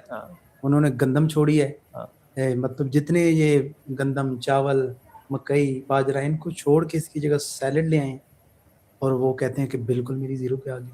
تھوڑا سا تاریخ کو پڑھ لیں 1960 اور 50 سے پہلے جو لوگوں کی کیفیت اور روٹین ہوتی تھی نا اس روٹین کے اوپر لے آئیے اپنے آپ کو, کبھی بھی شوگر نہیں ہوگی اور جن کو ہے وہ ختم ہو جائے گی. پہلی بات. دوسری بات یاد رکھیے گا کہ آپ کو ہر جگہ کے اوپر کتابوں میں ویڈیوز میں سوشل میڈیا میں بہت سے ایسے لوگ ملیں گے یہ کر لیں وہ کر لیں. ہم نے کہتے ہیں چھوڑو ان سب کو, صرف اور صرف ایک چیز کو اپناؤ, صرف اور صرف ایک رول ماڈل رکھو اور اس رول ماڈل کو سامنے رکھتے ہوئے اپنی زندگی گزار دو, کبھی بھی کچھ نہیں ہوگا. And that role model is prophet peace صلی بی اللہ اپون علیہ ہم صلی اللہ وسلم. علیہ وسلم. جو انہوں نے کھایا وہ کھاؤ, جو انہوں نے پیا وہ پیو, جس طرح زندگی انہوں نے گزاری اس طرح گزارو.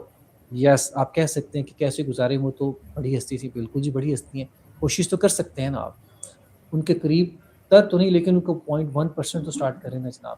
اللہ تعالیٰ بہتری کریں گے اور اللہ تعالیٰ برکت ڈالیں گے. ایک سمپل سا راستہ ہے. بالکل بالکل. طب نبوی آج بھی موجود ہے اور آج بھی دیکھیں ہم ڈاکٹر صاحب کی ساری لائف جو ہے طب میں گزری ہے, میڈیکل اسپیشلسٹ ہیں, لیکن یہ بھی یہی نتیجہ بتا رہے ہیں کہ طب نبوی آج بھی بیسٹ ون ہے, یقیناً آج بھی وہ سب سے اوپر ہے.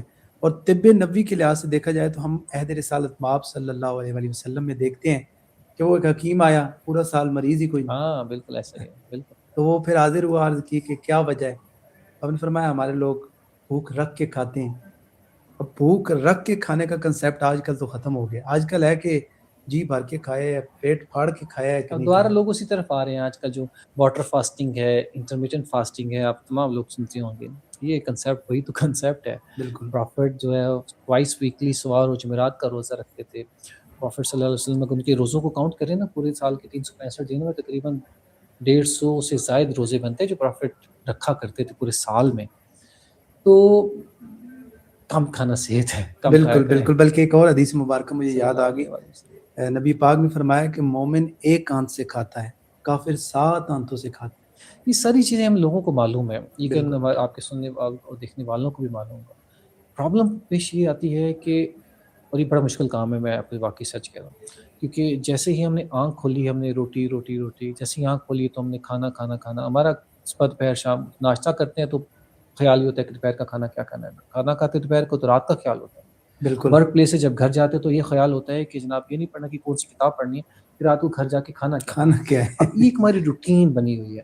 اس روٹین سے نکلنا بہت مشکل ہے, لیکن ہم کیا ہے, وہی بات میں آپ سے بار بار کر, ایٹ لیسٹ ٹرائی تو کر سکتے ہیں. یہ بہت مشکل کام ہے, آسان کام نہیں ہے, لیکن مشکل کام ہی تو کرنے کے ہوتے ہیں. آپ اس کو شروع کیجئے. اب کسی ایک انداز سے شروع کر دیجئے کہ صبح کوشش کریے کہ رات کو سب سے اگر جو لوگ لیٹ سوتے ہیں کوشش کیجئے کہ 15-20 منٹ نیچے آنا شروع کر دیجیے. 12 ہے تو 11:30 12:45, پھر آہستہ آہستہ. اور یہ کوشش کیجئے کہ آپ عشاء کے فوراً بعد سونے کی عادت ڈالیے. یقین کریں آپ کی باڈی کے ہارمونز جتنے بھی نیورو ٹرانسمیٹرز سارے کے سارے ٹھیک ہو جائیں گے, کیونکہ کریٹر نے بتا دیا نا, جس نے بنایا ہے اس نے بتا بھی دیا کہ یہ کرنا ہے. اور رات کے وقت جتنے بھی آپ کی باڈی کی مرمت کرنے کے ہارمونز ہوتے ہیں وہ آ جاتے ہیں, آپ اس کو نہیں کرتے. تو کوشش کریے جیسے ہم نے بتایا کہ جتنا بھی نیچر کا نزدیک ہیں آپ کی زندگی بڑی پرسکون گزرے گی. یقین جائیں. بلکہ یکدم نہیں ڈاکٹر صاحب, جیسے کہہ رہے ہیں کہ آہستہ آہستہ تھوڑی تھوڑی روٹین پہ آ جائیں اور فطرت کی طرف لوٹنا شروع کر دیں. ڈاکٹر صاحب یہاں میں ایک دن اسٹڈی کر رہا تھا کہ پری ڈائبٹیز کے مریض جو ہے وہ زیادہ ہیں نوجوانوں میں, جوانوں میں, مطلب تو یہ پہلے آبزرو کیا جا سکتا ہے کہ میں ڈائبٹیز کی طرف جا رہا ہوں آہستہ آہستہ. کہہ رہے ہیں کہ ہر 6 میں سے جو ہے وہ ایک مریض جو ہے وہ ڈائبیٹک ہے پاکستان میں, اور کچھ عرصے کے بالکل بعد پریڈکٹ کر رہے ہیں کہ ہر 4 میں سے, یعنی کمرے میں 4 لوگ بیٹھے اس میں سے ایک شوگر کا مریض ہے. اور اس کی پہلی جو حالت ہوتی ہے پری ڈائبیٹک کی ہوتی ہے, مطلب شوگر کی تھوڑی سی علامات شروع ہوں. ہر بندے کو معلوم ہونا چاہیے, اسپیشلی یہ جو آپ فرما رہے ہیں کہ کیا کرنا ہے, کہ وہ کرنا یہ ہے کہ آپ اپنے خاندان میں دیکھ لیجئے کہ شوگر کے مرض ہے, آپ اپنے آپ کو اسی وقت سے محتاط کر لیجئے, اپنے آپ احتیاط کرنا شروع کر دیجئے. اور بس احتیاط شروع کر دیں گے تو آپ کو پری ڈائبیٹکس کا ڈائبیٹکس میں بھی کمی ہوگی. اور پری ڈائبیٹکس میں 3-4 چیزیں دیکھ لیجیے. اگر فیملی ہسٹری ہے, اگر آپ بہت زیادہ موٹے ہیں, آپ کا ویسٹ بہت زیادہ ہے, آپ کی عمر 40 سے زیادہ ہو گئی ہے, تو آپ خیال کیجیے 3 مہینے بعد شوگر ایک دفعہ چیک کرا لیں. تو اور یہ صرف احتیاط کرنا شروع کر دیں, آپ کو نہ شوگر ہوگی نہ پری ڈائبٹیز. اچھا, تو یہ جو آپ نے کہا کہ بزرگوں کو, والدین کو, تو یہ جو موروثی بیماریوں کا کنسیپٹ ہے, کیا یہ حقیقت ہے کہ اگر یس ٹائپ 1 والدین میں تھی ڈائبٹیز تو جو ہے, ہمیں بھی ہوگی؟ یس ٹائپ 1 ڈائبٹیز جو ہے وہ یقیناً ایک موروثی, اس میں بعض کا جینیٹک کنسیپٹس آ جاتے ہیں. لیکن ٹائپ 2 جو ہے یہ زیادہ تر انسولین ریزسٹنس اور ایک میٹابولک ڈس آرڈر موسٹلی. اس میں صرف اور صرف آپ کھانے پینے کے روٹینز جو ہیں وہ ہی میٹر کرتی ہیں. اور یقین جانیے آج کل جو ہے ہمارے پاس ینگ جنریشن جن کو شوگر دور دور تک نہیں ہو سکتی تھی. اب 23 سال کی عمر میں، 25 سال کی عمر میں، 30 سال کی عمر میں میرے پاس ایک پیشنٹ آئی 23 سال کی یونیورسٹی اسٹوڈنٹ ہے. اچھا وہ ڈائبیٹک پیشنٹ ہے اور بڑی حیرانگی والی بات ہے. جسٹ 23 ایئرس اینڈ ان کی والدہ کو محترمہ کو شوگر تھی. تو ہمارا آپ سے یہ کہنا ہے ایک شوگر کے حوالے سے ایک ٹیک اوے میسج ہے، وہ یہ ہے کہ اگر خاندان میں شوگر ہے تو بہت محتاط ہو جائے. اور والدین کے لیے بہت امپورٹنٹ میسج ہے، آپ کو شوگر ہو گئی ہے نا تو آپ یقین جانیے کہ آپ کے بچوں کو بھی شوگر ہو جائے گی. مطلب آپ جب اپنے بچوں کی عمر میں تھے اس وقت تو آپ کو شوگر نہیں تھی نا، لیکن بعد میں ہو گئی تو آپ کیا سمجھ کے آپ بچے اس سے چھوٹ جائیں گے؟ بالکل بھی نہیں، غلط کنسیپٹ. اگر بچے وہ روٹین بدل لیتے ہیں اپنے کھانے یس، کی. تو یہی میں سمجھانا چاہ رہا تھا کہ آپ کو اگر شوگر ہے تو آپ کے بچوں کو بھی ہو سکتی ہے. آپ نے اپنی اگلی نسل کو بچانا ہے تو آج ہی عمل کیجیے اور اپنی روٹین بدلیے تاکہ آپ کو بچوں کی روٹین بدلے. اپنی روٹین ہی بدلیں گی تو بچے کیسے آپ کی روٹین بدلیں گے؟ بالکل بالکل. تو سب سے پہلے اپنی روٹین بدلیے. سب سے پہلے صرف اور صرف قدرتی چیزیں کھائیے. گھر سے ساری ان نیچرل آرٹیفیشیل چیزوں کو نکال دیجیے. آپ کے گھر سے شوگر نکل جائے گی انشاءاللہ.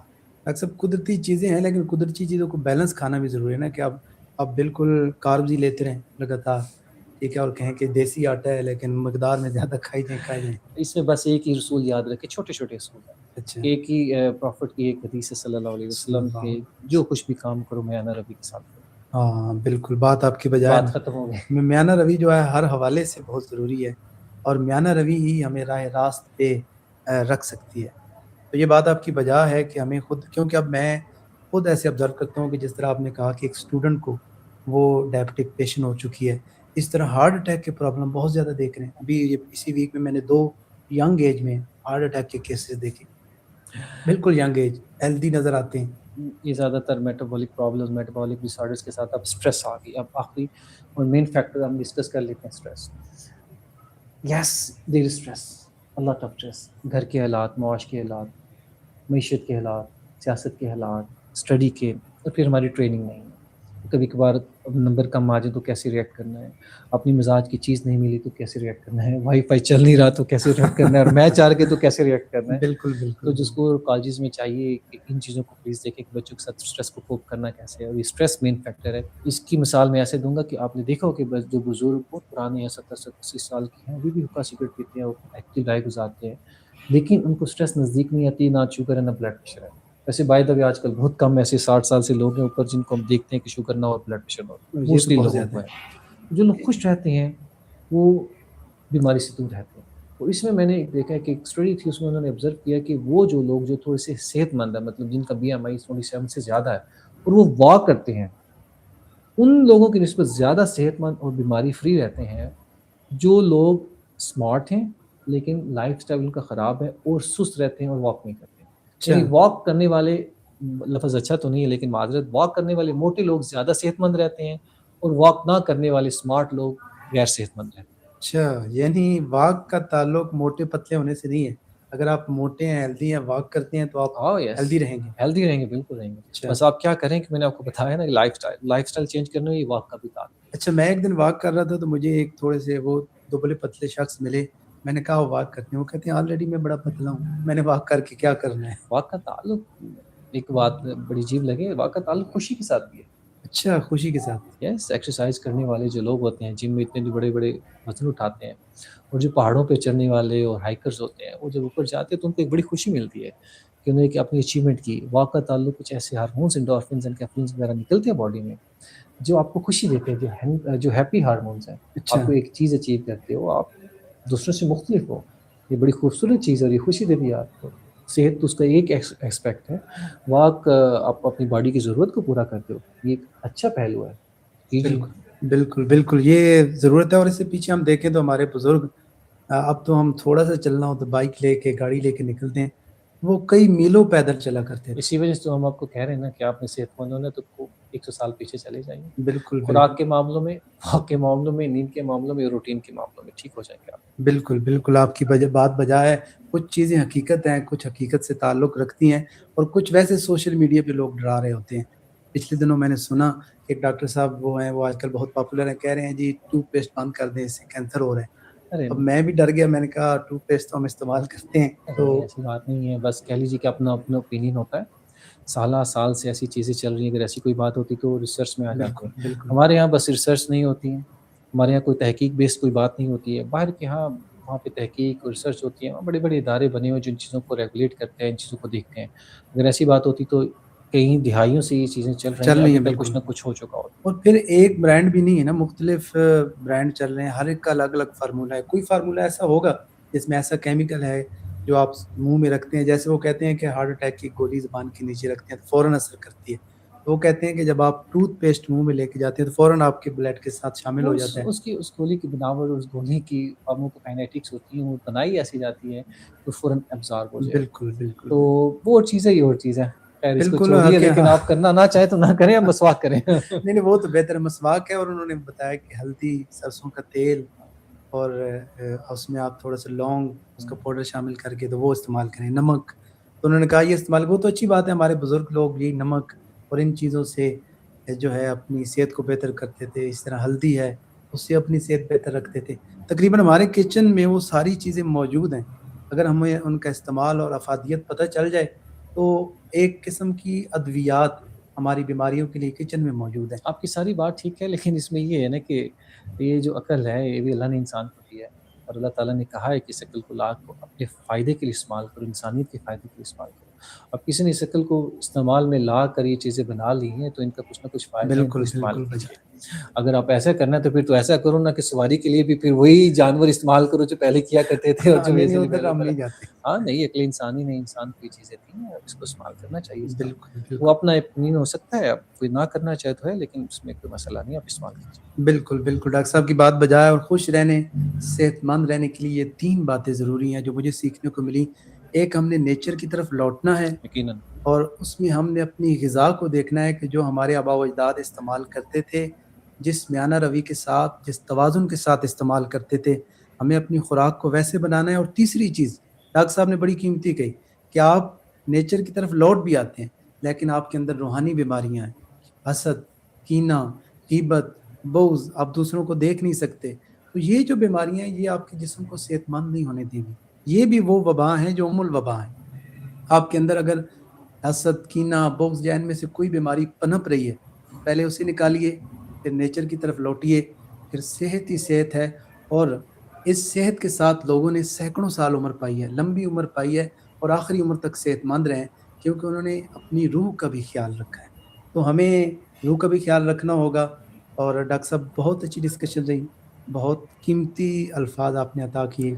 آخر میں آپ ناظرین کے لیے بھی ایک بات جو بہت برس پہلے میں نے کہیں سے سنی تھی, تو اپنے والد صاحب کے بارے میں فرما رہے تھے. کہتے ہیں کہ ڈاکٹر صاحب میرے جو والد ہیں نا, انہوں نے اپنی تمام زندگی جو ہے وہ صرف ایک حدیث کے اوپر گزار دی. اچھا, بڑی عجیب بات تھی. تو میں نے پوچھ لیا ان سے, تو میں نے کہا سر بتائیے.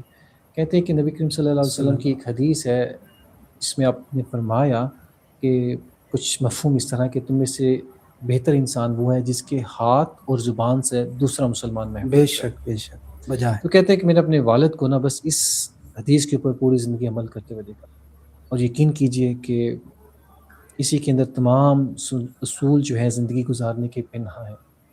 اگر اس ایک بات کے اوپر آپ عمل کر لیتے ہیں, آپ کو زندگی بھر کبھی پریشانی نہیں ہوگی, نہ اس دنیا میں اور نہ اس دنیا میں. سلامت رہیے, خوش رہیے. آپ کا بہت بہت بالکل شکریہ بالکل, سر آپ والد کی صاحب بات فار بجا ہے, انوائٹنگ می. حقیقت پر مبنی ہے. بلکہ مجھے وہاں ایک بات یاد آ گئی. کچھ عرصہ پہلے میں نے ایک کالم پڑھا تھا, تو ایک شخص جو کسی باہر کے ملک میں گیا تو وہاں 2 لوگ بیٹھے تھے, بڑے صحت مند, بڑے اچھے لگے, ہوٹل پہ ملاقات ہوئی. تو انہوں نے پوچھا کہ آپ کہاں سے ہیں؟ انہوں نے کہا کہ ہم بھی پاکستان سے ہیں. تو انہوں نے کہا اس سے بھی مزے کی بات بتاتے ہیں کہ یہ میرے والد صاحب ہیں, ان کی عمر 125 سال اور میری 100 سال ہے. وہ کہتے ہیں میں چونک کیا کہ اتنے صحت مند, ٹھیک, جوان. کہتے ہیں اس سے بھی بڑی بات ہے, کہتے ہیں کہ ساری زندگی نہ میرے والد صاحب بیمار ہوئے ہیں نہ میں بیمار ہوا. تو وہ کہتے ہیں کہ میں نے پھر اور تجسس سے پوچھا کہ کیا وجہ ہے صحت کی. کہتے ہیں کہ ہمارے بزرگوں میں یہ چلا آ رہا ہے کہ ہر لقمہ بسم اللہ پڑھ کے کھاتے ہیں, کمال کیا ہے, اور کبھی پیٹ بھر کے نہیں کھاتے. بالکل تو میں نے یہ وہی بالکل بتایا, فارمولہ ہے. Just follow the life of یعنی پروفیٹ صلی روحانیت اللہ آپ علیہ بسم اللہ پڑھ رہے ہیں, آپ پاکیزہ کر رہے ہیں, اور وسلم. ساتھ طب کے جو اصول ہیں ان سے آپ صحت مند حصول حاصل کر رہے ہیں. ڈاکٹر صاحب بہت شکریہ, آپ کے قیمتی وقت کے لیے شکر گزار ہوں. ویورز آپ کا بھی بہت شکریہ. Thank you for watching Yasir Jami podcast. تو کبھی کبھی لگتا ہے کہ انسان کو جو خیال آتا ہے وہی مقدر ہوتا ہے، اور کبھی کبھی خیال صرف خیال ہی ہوتا ہے اور مقدر اس کے الٹ چل رہا ہوتا ہے. کیا خیال اور مقدر دونوں کٹے جوگی جہلمی کہتے تھے، وہ جملہ بولتے تھے کہ خیال نال موت اور خیال نال زندگی، کہ خیال ہی دراصل مقدر پہ منتج ہوتا ہے. تو کسی بھی خیال کو نیت اور عمل میں ڈھالنے کے لیے اس طرح کے حالات، اسباب کا پیدا کرنا بہت ضروری ہے. بڑی زبردست ایگزامپل ہے کہ بیج آپ نے بنجر زمین میں بو دیا، نہ وتر ہے نہ وہ زمین قابل کاشت ہے، تو بیج بھی ضائع ہو جائے. بیج بھی ضائع ہو اور جائے. اگر آزمائشوں اور مشکلات کے آنے کی ایک بڑی وجہ آپ کی اصل نیت کا عیاں ہونا ہے. بعض اوقات نیت ہوتی ہے پھر کام نہیں ہوتا. میرے بزرگ فرمایا کرتے تھے جتنے دکھ دیکھو گے اتنے سکھ پاؤ گے. کوشچن ہے کہ ایک شخص نے شمال کی جانب 1 کلومیٹر سفر کرنا ہے، یعنی اس نے 1 کلومیٹر پیدل چلنے کی محنت کرنی ہے، اور وہ جو ہے وہ جنوب کی جانب 1 کلومیٹر محنت کرتا ہے. کہوں گا کہ میرے عمل کو تقویت ہی میرے مقصد نے دینی ہے، بلکہ نیت ہماری جو ہے وہ ہمارے خیال میں ڈھلتی ہے. جو ہمارا خیال آئیڈیا ہوتا ہے وہ ہمارے الفاظ میں ریفلیکٹ ہوتا ہے. میں اگر کہہ دوں، مال نے بھی یہی کہا تھا کہ خودی کو کر بلند اتنا کہ ہر تقدیر سے پہلے خدا بندے سے خود پوچھے کہ بتا تیری رضا. کہ خیال آئے اور پتہ چل جائے کہ یہ جو میرا خیال ہے یہ تو کامیاب ہونا ہی ہونا ہے 100%. انسان بالکل منزل کے قریب پہنچتے پہنچتے متزلزل ہو جاتا ہے، اس کا خیال بدل جاتا ہے، وہ اپنی سمت بدل لیتا ہے. یہ اکثر خیالات اچھے بھی ہوتے ہیں اور برے بھی ہوتے ہیں. برے خیالات کی منزل بری ہے اور اچھے خیالات کی منزل بھی اچھی. علم واقعی وہ طاقت کا روپ دھارتا ہے جو اگلے وجود کے اندر مطلوبہ مقصود تبدیلی کو یقینی بنا دیتا ہے، خیال کو مقدر بنا دیتا ہے. اگر آپ کی نیت درست ہے، عمل مثبت ہے، سمت ٹھیک ہے، تو آپ کا جو عزم مصمم ہے، جو ارادہ ہے، جو خیال ہے، وہ ضرور پائے تکمیل کو پہنچے گا.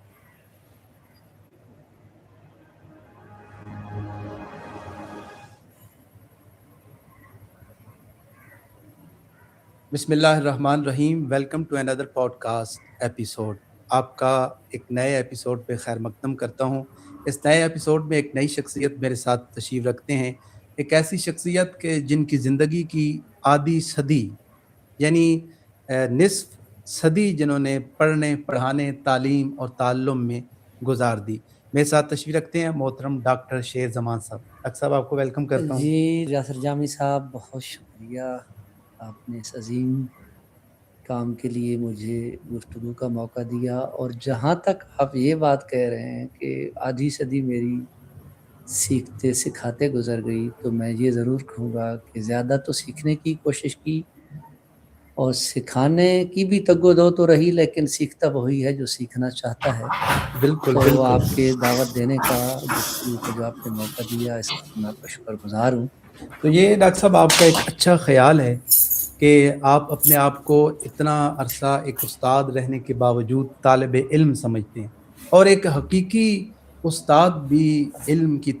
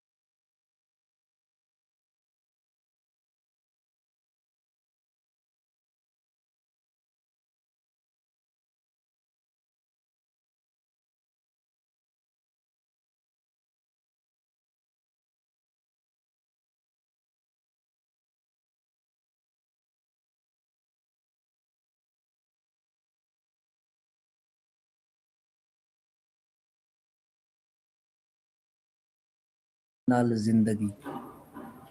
میں یہ آپ کی بات کو لیتے ہوئے آگے بڑھاؤں گا کہ خیال ہی دراصل مقدر پہ منتج ہوتا ہے.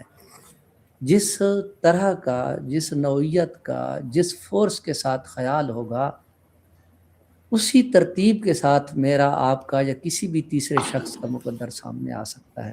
تو میں آپ کے اس جملے سے اتفاق کرتا ہوں کہ جو میرا خیال ہے یا کسی کا بھی جو خیال ہے وہی اس کا مقدر ہے. اچھا، یہ بات آپ کی بجائے آپ یونیورسٹی میں پروفیسر ہیں، ایجوکیشن کی دنیا سے آپ کا تعلق ہے، ایجوکیشنسٹ ہیں، میں بھی ایک ٹیچر ہوں. جب ہم کلاس میں پڑھاتے ہیں تو کلاس میں سارے بچوں کا یہی خیال ہوگا کہ ہم پاس ہوں گے، اچھے نمبر آئیں گے، لیکن ہوتا اس کے متضاد ہے، نہ سارے پاس ہوتے ہیں نہ سب کے اچھے نمبر آتے ہیں. اچھا، تو آپ جو فرما رہے ہیں کہ ہر طالب علم یہی چاہتا ہے اور یہی سوچتا ہے، یعنی اس کا یہ خیال ہے کہ میں نے داخلہ لے لیا اور میں پاس ہو جاؤں. پاس ہو جاؤں. تو اس کو نا میں تھوڑا سا فرق کرتا ہوں. ایک خیال ہوتا ہے اور ایک نیت ہوتی ہے. اچھا. خیال جب زیادہ پختہ صورت میں، یعنی وہ بیج جس کے اندر پودے کو جنم دینے کی صلاحیت ہو نا، تو میں اس کو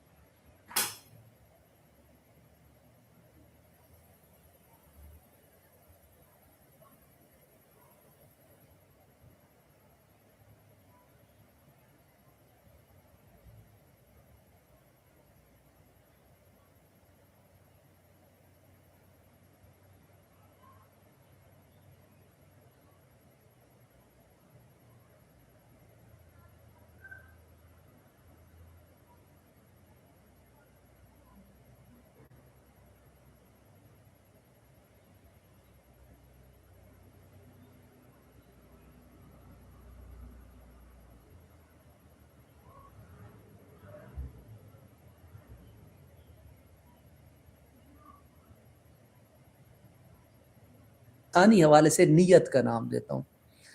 حدیث مبارکہ بھی ہے، آپ سب کے علم میں ہے یقیناً، اور آپ کے بھی علم میں ہے جامی صاحب، بالکل، کہ انما الاعمال بالنیات، بے شک اعمال کا دار و مدار جو ہے وہ نیتوں پر ہے. بے شک. اب میں ایک خیال تو لے کے چل رہا ہوں، لیکن میں کسی چیز کو کرنے کا ارادہ نہیں میرے اندر آیا، خیال وہ ارادے میں نہیں بدلتا. یعنی عمل کی جو آپ کہہ دیں کہ ایک ذہنی صورت ہے، یا ایک مطلب ذہن کے اندر جو ایک خاکہ یا عکس ہے وہ نہیں بنا کہ میں نے اس خیال کو امپلیمنٹ یا قابل عمل کیسے بنانا ہے. اس کا مطلب یہ ہے کہ میں نیت کی حد تک نہیں پہنچا.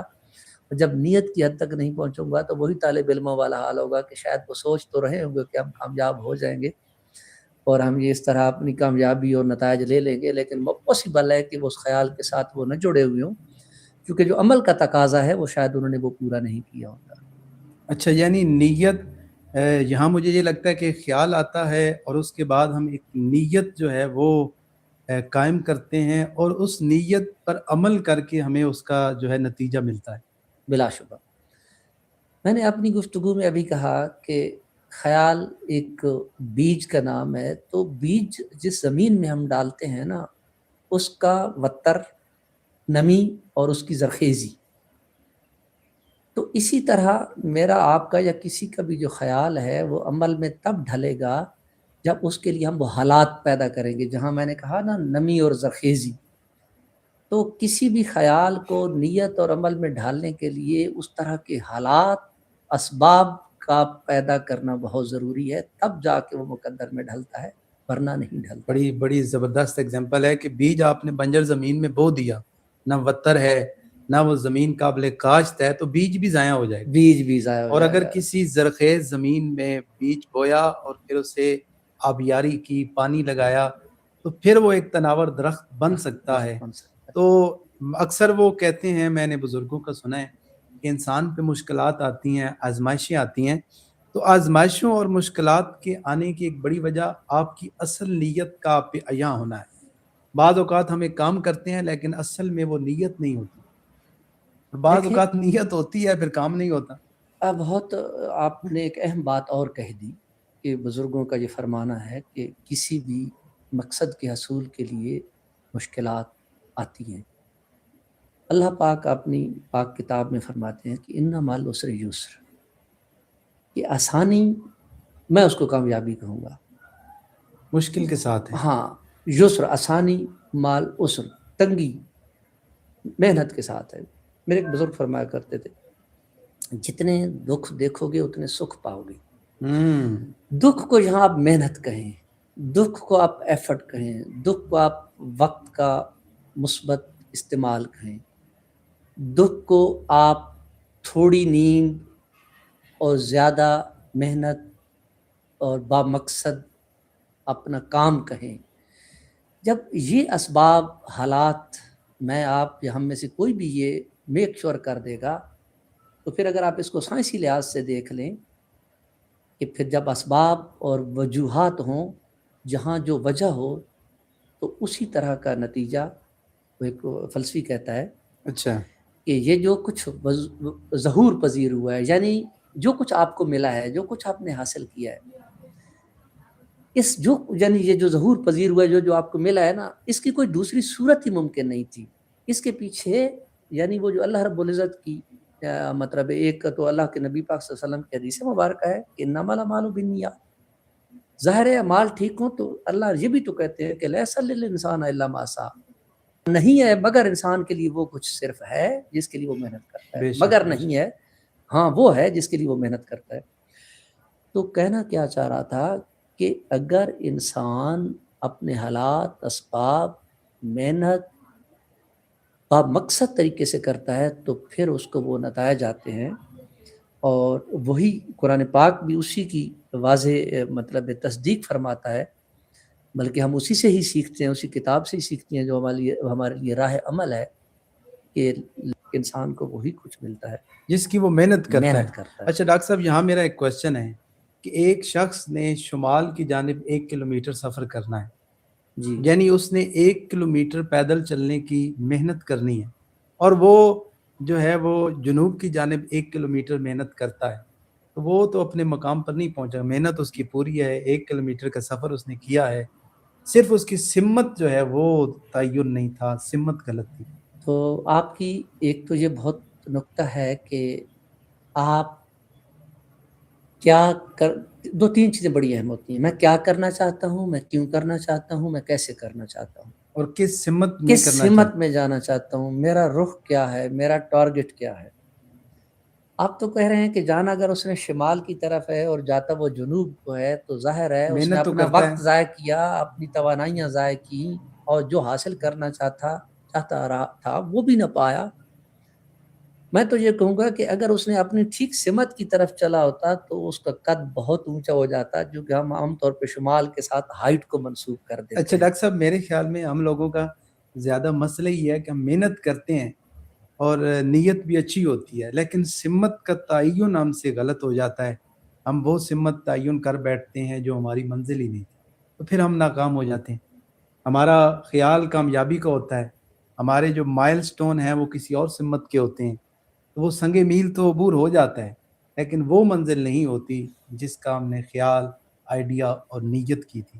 اس بات کو میں آپ سے بلکہ آپ کو سیکنڈ کرتا ہوں, اور اس کو اس طرح میں اپنی نظر سے دیکھتا ہوں کہ جب ہم یہ کہہ رہے ہیں نا, تو میں تو یہ کہوں گا کہ میرے عمل کو تقویت ہی میرے مقصد نے دینی ہے, اور مقصد وہ جو میرے لیے با مقصد ہو. اچھا. یعنی جس سے میں پہلے سے طے کر لوں کہ یہ میں کیوں ایسا کرنا چاہتا ہوں, میرا اس کے پیچھے سوچ یعنی فلسفہ کیا ہے, مجھے اس سے ذاتی لحاظ سے, اخلاقی لحاظ سے, سماجی لحاظ سے, معاشی لحاظ سے کیا حاصل میں نے کیا کرنا ہے. تو جب تک یہ باتیں میرے اندر کلیئر نہیں ہوگی تو میرے اس عمل میں طاقت نہیں آئے گی, اور میرے عمل کے اندر وہ فورس نہیں آئے گی. میں اس کو ایک حدیث پاک کے ساتھ, جو میں پیچھے بھی میں نے حدیث پاک آپ کے ساتھ شیئر کی, بالکل. وہاں جب ہم یہ کہتے ہیں نا کہ انما الاعمال بالنیات, تو بے شک یعنی نیت اور جو میرا خیال ہے وہ الفاظ میں ڈھلتا ہے, اور جو میرے آپ کے ہمارے الفاظ ہوتے ہیں, یعنی جس کو میں نے نیت کہی وہ الفاظ میں ڈھلتا نہ, بلکہ نیت ہماری جو ہے وہ ہمارے خیال میں ڈھلتی ہے. جو ہمارا خیال آئیڈیا ہوتا ہے وہ ہمارے الفاظ میں ریفلیکٹ ہوتا ہے. میں وہ لفظ پھر بولنا شروع کرتا ہوں. جب میں وہ لفظ بولنا شروع کرتا ہوں تو پھر کیا ہوتا ہے کہ وہ میرے عمل میں بھی وہ ظاہر ہونا شروع ہو جاتی ہے. میں کہتا ہوں میں نے ایسا پینا ہے, میں کہتا ہوں میں نے ایسا کرنا ہے, تو پھر میں وہ کرنا شروع کر دیتا ہوں. جب اس کام کو میں کسی مقصد کے تحت بار بار کرتا ہوں تو میری عادت بنتا ہے. جب وہ عادت اختیار کر جائے, اور عادات کا مجموعہ دراصل کیا ہے کہ وہ میرا کردار ہے, کریکٹر ہے, یعنی میری اصلیت اور میری اصل شکل وہ ہے جو میری عادتیں ہیں. اور جب میرا کردار ٹھیک سمت میں ہوگا جس کی آپ بار بار بات کہہ رہے ہیں, یعنی مقصد میرا کلیئر ہوگا, تو پھر مجھے وہ چیز مقدر کے طور پہ وہ میری قسمت میں اللہ رب العزت کی طرف سے لکھ دی جاتی ہے. اور اللہ نے کہا ہے کہ میں انسان آپ کو اپنی کوشش کا پھل ضرور دیتا ہوں, تو پھر مجھے وہ مقدر کی صورت میں وہ پھل ملتا ہے. تو بات خیال سے ہی چلی, بات ارادے سے ہی چلی, بات سمت کی ہوئی اور مقصد کی ہوئی, اور جب نتیجہ آیا تو میں ایک نیا اور کامیاب انسان شمار ہوا, اور مجھے وہ تسکین ملی, اور پھر میرے عمل کو اور تقویت ملی, اور میں نے بالکل کچھ اور بالکل مقاصد کا تعین کر دیا. تو میں آپ کی بات کو اسی طرح دیکھتا بالکل ہوں. بالکل. بلکہ میں ڈاکٹر صاحب کی بات کو علامہ اقبال کے ایک شعر میں اگر کہہ دوں, اقبال نے بھی یہی کہا تھا کہ خودی کو کر بلند اتنا کہ ہر تقدیر سے پہلے خدا بندے سے خود پوچھے کہ بتا تیری رضا کیا ہے. تو آپ کا بھی مقصد یہی جو اقبال نے کہا کہ جب ہم ایسے خیالات اور ایسی نیتوں کو اپنے اندر پیدا کرتے ہیں, جنم دیتے ہیں, تو وہ ہمارا مقدر بن سکتی ہیں اگر وہ صحیح سمت میں محنت کے ساتھ پایہ تکمیل تک پہنچائی جائیں. یقیناً آپ آپ نے یہی جب کہنا کہا نا چاہتے ہیں. خودی کو کر بلند اتنا, تو میں تو خودی کو جو انٹرپریٹ کروں گا, جو میں اس کو جس نظر سے میں دیکھتا ہوں, خودی میری اور آپ کی, ہم سب کی وہ صلاحیتیں ہیں جو اللہ رب العزت نے ہمیں ودیت کر رکھی. خودی کو کر بلند اتنا, اپنی صلاحیتوں کو اتنا بھرپور استعمال کریں کہ ہر تقدیر سے پہلے, یعنی کوئی اور آپ کی تقدیر نہیں, آپ کو اللہ رب العزت خود اپنی تقدیر کا مالک بنا دیں گے, اور آپ اپنے وہ نتائج اور وہ مقاصد اور وہ منزل پا جائیں گے اگر میں آپ اپنی صلاحیتوں کو بھرپور استعمال کریں. بالکل سب بالکل. سے جو بڑی صلاحیت ہے وہ میری سوچنے کی صلاحیت ہے، وہ میرا خیال ہے، وہ میرا آئیڈیا ہے، وہ میرا ارادہ ہے. ہم کہتے ہیں اقبال کا ہی غالباً شعر ہے کہ ارادے جن کے پختہ ہوں، نظر جن کی خدا پر ہو، طلع تمخیز موجوں سے، وہ گھبرایا نہیں کرتے. مشکلات اور شمال کے سفر سے وہ گھبراتے نہیں ہیں، وہ آگے سے آگے ہوں، جاتے ہیں. وہ آپ کی بات بالکل بجا ہے کہ وہ پھر ہماری اپنی محنت ہے. ڈاکٹر صاحب یہ کیسے کنفرم ہو کہ یہ جو میرا خیال ہے، یہ آئیڈیا ہے، یہ ضرور کامیاب ہوگا؟ کہ خیال آئے اور پتہ چل جائے کہ یہ جو میرا خیال ہے یہ تو کامیاب ہونا ہی ہونا ہے 100%. دیکھیں 3 چیزوں کو ہم جوڑ لیتے ہیں، خیال، پھر خیال کے ساتھ اللہ تعالیٰ نے مجھے اور بھی تو صلاحیتیں ہم سب کو دی ہیں نا، ہاتھ بالکل. دیے ہیں، پاؤں دیے ہیں، جذبات دیے ہیں، اتنا بڑا 6 فٹ کا وجود دیا ہے، وقت دیا ہے، اسباب دیے ہیں. تو جب ان چیزوں کو میں ایک ترتیب کے ساتھ لازم کر دوں گا، یعنی وہ حالات پیدا کر دوں گا، تو پھر ہی تو اللہ نے اسی لیے تو فرمایا ہے کہ انسان تو جب اپنا مقدر ضرور ملے گا. تو ابھی جو آپ کہہ رہے ہیں نا کہ کیسے کیا کچھ ہے یا کیوں کر ہم اپنے خیال کو یقینی بنا سکتے ہیں نا، ہاں یقینی تو تو میں یہی گزارش کر رہا تھا کہ خیال کے ساتھ اور بھی تو سوچ کے ساتھ ساتھ اللہ نے ہمیں بے شمار صلاحیتیں دے رکھی ہے نا. یعنی یہ میرے ہاتھ پاؤں کی طاقت، توانائی، میرے اعصاب، میری زبان، گفتگو، وقت، یہ ایک نظام کائنات اور یہ جو مادہ سارا کچھ موجود ہے. میں اگر اس کو ٹھیک طریقے سے ایک پلیٹ فارم کے طور پہ یا وہ کنڈیشن سیٹ کر لوں گا، وہ حالات بنا لوں گا اپنی ان اللہ کی دی ہوئی صلاحیتوں کے ذریعے، تو پھر میں اپنے اس حصول یا اس مقصد یا اس کامیابی تک مجھے اللہ رب العزت کے احکام کے مطابق ہی کہ میرا وہ جو مقدر ہے یا جس کی میں نے کوشش کی ہے وہ مجھے مل کر رہے گا. تو ضروری ہے آپ کا یہی بات کہ خیال کو کامیابی کی حد تک یقینی بنانے کے لیے کیا ہے، تو میں یہ کہوں گا کہ اپنی صلاحیتوں اور اسباب اور حالات کے تحت ایک اچھی فکر کے ساتھ بار بار سوچ کے ساتھ آگے بڑھنے سے یقیناً منزل نہ صرف قریب آ جاتی ہے بلکہ وہ یقینی ہو جاتی ہے، وہ ہمارے در پہ آ کے کھڑی ہو جاتی ہے. لیکن درمیان میں آزمائشیں اور مشکلات وہ بھی تو انسان کو متزلزل کر دیتی ہیں نا. انسان بالکل منزل کے قریب پہنچتے پہنچتے متزلزل ہو جاتا ہے، اس کا خیال بدل جاتا ہے، وہ اپنی سمت بدل لیتا ہے. اور پھر ایسے لوگ میں نے دیکھے ہیں وہ پھر کبھی ادھر کبھی ادھر بھٹک رہے ہوتے ہیں. تو ابھی پیچھے جو آپ نے بات کی نا کہ ایک بیج ہے اور وہ ایک زرخیز اور بھرپور نمی کے ساتھ زمین میں جب پڑتا ہے تو صحت مند بیج ہو، یعنی خیال جتنا ویل تھاٹ ہو، اچھا. اور وہ آپ کہہ دیں کہ اس کے ساتھ آپ کے ایموشنز، اور میں کہہ دوں کہ اس کے ساتھ آپ کی صلاحیتیں جڑی ہوئی ہوں، تو اس خیال سے جو طاقتور اور تناور درخت بنتا ہے نا، یعنی اس سے جو عمل کا آغاز ہوتا ہے اور جو جد و جہد کا جو سفر ہے، اس کو پھر ہلکے پھلکے جو ہوا کے یہ ہوتے ہیں جھونکے، یہ نہیں، اس کو شاید کو بڑا طوفان بھی نہ روک سکے اور آپ اپنی منزل تک پہنچ جائیں. تو یہ ڈاکٹر صاحب خیالات اچھے بھی ہوتے ہیں اور برے بھی ہوتے ہیں. برے خیالات کی منزل بری ہے اور اچھے خیالات کی منزل بھی اچھی ہے. وہ تو ہم نے کہا نا تھا کہ نہ مالا مالو بھی نیت کیا تھی. کیا نیت آج کے اس پوڈ کاسٹ کی یہ ہے کہ ہم دوسروں کی سوچ کو بدلنے میں، سنوارنے میں اپنا اور کردار اپنے ادا کریں. خیالات کی ترتیب بنانے میں اور اپنے مقاصد کے تعین اور حصول کے اصول ان تک پہنچانے کے لیے جہاں دونوں آپ بیٹھے ہیں، یا ہم خود کو دکھانے کے لیے ہاں بیٹھے ہیں، بالکل، تو یہ یہی نیت وہ ہے. نیت ہے.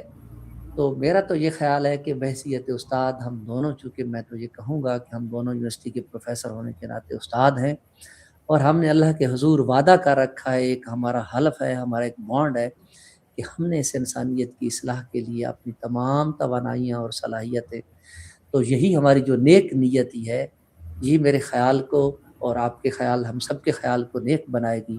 اور اگر اس میں دکھاوا اور ذاتی نمود و نمائش ہوگی تو پھر یہ بدنیت مبنی خیال ہوگا اور اس کو عام سا جو ہوا کا جھونکا بھی ہوگا وہی شاید ادھر ادھر کر دے ادھر گا، ادھر.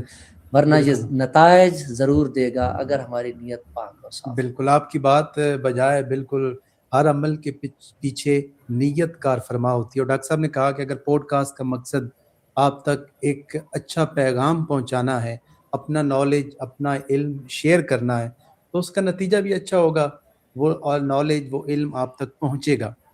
لیکن جس طرح ڈاکٹر صاحب کہہ رہے ہیں کہ اگر نیت ہو کہ صرف دکھاوا کرنا، تو میں تو سمجھتا ہوں کہ بعض چیزیں نیت میں نہیں ہوتی، ساتھ ویسے توفتاً مل جاتی ہیں کہ آپ ایک اچھی نیت سے کام کر رہے ہیں، جو نہیں کرنا چاہتے وہ ویسے ہی آپ کو توفتاً مل جاتا ہے. پوڈ کاسٹ ہم اس نیت سے کر رہے ہیں کہ دوسروں تک علم پہنچے، وائرل ہو جاتی ہے تو پھر ہزاروں لاکھوں لوگ دیکھیں گے بھی، وہ ساتھ جو ہے آٹومیٹیکلی ایک توفتاً چیز مل جاتی ہے. اس کو مجھے آپ نے وہ اور جو بات آپ کرتے ہیں تو مجھے اور آپ میرے لیے اسپیس کریٹ کر دیتے ہیں. میں کہتا ہوں ایک بڑا شاٹ اس سے کھیلا جائے تاکہ دوسروں کی زندگیوں کو زیادہ بہتر طریقے سے متاثر کرے. اس کو میں اس طرح دیکھتا ہوں کہ جتنا میرا اور آپ کا خیال نیک نیتی پہ مبنی ہوگا نا تو میں یہ کہتا چلوں وہ علم میں جلدی ڈھلے گا. علم سے مراد ہے دوسرا اس کو جلدی سمجھے گا، ایک اس کے اندر توانائی جائے گی. علم کے لیے نا ہم بچپن سے ہی پڑھتے آئے ہیں علم طاقت ہے، علم دولت ہے. جب جائز نیت کے ساتھ میں کوئی دوسرے تک بات یا پیغام پہنچاتا ہوں نا تو وہ اصل میں طاقت والا علم وہ تبھی بنتا ہے. میری نیک نیت ہی اس کو فورس دیتی ہے اور وہ پھر اتنا مطلب ہے کہ کہہ دیں باثر طریقے سے اگلے وجود کے ساتھ، اگلے ذہن کے ساتھ اور اگلے جذبات کے ساتھ ٹکراتا ہے کہ وہ اس کو ہلا کے یعنی مثبت صورت میں ڈیزائرڈ وے سے اس کو بدل دیتا ہے. اور تبھی ہم کہہ سکتے ہیں کہ علم طاقت ہے. دوسری بات میں نے کہا کہ علم دولت ہے. میں آپ کو یقین کے ساتھ کہتا ہوں کہ واقعی علم دولت ہے. اور اگر علم نے مجھے صحت مند زندگی دی، علم نے اگر مجھے مثبت اور خوبصورت رویے دیے، علم نے اگر مجھے نرم خوئی پولائٹنس اور علم نے اگر مجھے برداشت دی، علم نے اگر مجھے وہ الفاظ سکھائے جس سے میں دوسروں کے قریب ہوا یا دوسرے میرے قریب ہوئے، تو انسانوں کے ساتھ جڑنا بھی تو دولت ہے. اور انسانوں کو قائل کر کے اپنے آپ کو مفید بنانا انسانیت کے لیے یہ بھی تو اللہ کے حضور ایک مقبولیت ہے. تو یہ بھی تو یہ دولت ہے. بالکل. تو میں شارٹ کر رہا ہوں آپ کی اس گفتگو کے اس کو لنک کر رہا ہوں کہ علم کے ساتھ نیک نیتی ہو تو علم واقعی وہ طاقت کا روپ دھارتا ہے جو اگلے وجود کے اندر مطلوبہ مقصود تبدیلی کو یقینی بنا دیتا ہے، خیال کو مقدر بنا دیتا ہے. اور جب جس کو میں خود سیکھ رہا ہوں یا اگلے کو سکھانے کی کوشش کر رہا ہوں، جب ہم میں سے کوئی بھی سیکھ کے مثبت راہ پہ چل پڑے گا تو اس کو ذاتی لحاظ سے دولت، اس کو اخلاقی لحاظ سے دولت میں قیمتی چیز جس کی قدر کی جاتی ہے معاشرے میں، ہر وہ چیز دولت ہوتی ہے. تو ہو سکتا ہے پھر میری گفتگو کی قدر ہو، میرے رویے کی بھی قدر ہو، میرے جسم کی غذات کی بھی قدر ہو اور میرے وقت کی بھی قدر ہو، اور میری مراد ہے ہم سب کی قدر ہو. تو پھر وہی ہمارا علم دولت بن جاتا ہے. دولت وہ ہمیں ایک قدر والا شخص لوگوں کے نزدیک ایک قبول حیثیت دے دیتا ہے اور ہم اس معاشرے کے لیے آپ کہہ دیں کہ ایک مؤثر اور مفید شہری بن جاتے ہیں. بالکل. تو اسی سے میری مراد ہے کہ علم دولت بھی ہے. بالکل بالکل ڈاکٹر صاحب نے بجا کہا. اور ڈاکٹر صاحب کے علم کی روشنی میں ہمیں بہت سی چیزیں سیکھنے کو ملی کہ اکثر ہم یہی سوچتے ہیں کہ خیال یہ تھا لیکن مقدر میں یہ نہیں تھا. ڈاکٹر صاحب کہہ رہے ہیں اس کے پیچھے عمل اور عمل کے پیچھے نیت تھی. اگر آپ کی نیت درست ہے، عمل مثبت ہے، سمت ٹھیک ہے، تو آپ کا جو عزم مصمم ہے، جو ارادہ ہے، جو خیال ہے، وہ ضرور پائے تکمیل کو پہنچے گا. ڈاکٹر صاحب بہت اچھی ڈسکشن رہی. جی تو چاہتا ہے کہ گفتگو چلتی رہے. پوڈ کاسٹ کے ٹائم کا ایک دورانیہ ہوتا ہے. مزید ہم کسی نشست میں ڈسکس کریں گے اور امید کرتا ہوں ہمارے جو ویورز ہیں وہ دیکھیں گے، کمنٹ کریں گے، اپنی آراء سے ہمیں ضرور آگاہ کریں گے. ڈاکٹر صاحب آپ کے قیمتی وقت کے لیے شکر گزار ہوں. بہت شکریہ. ویورز آپ کا بھی بہت شکریہ. Thank you for watching Yasir Jami pod cost.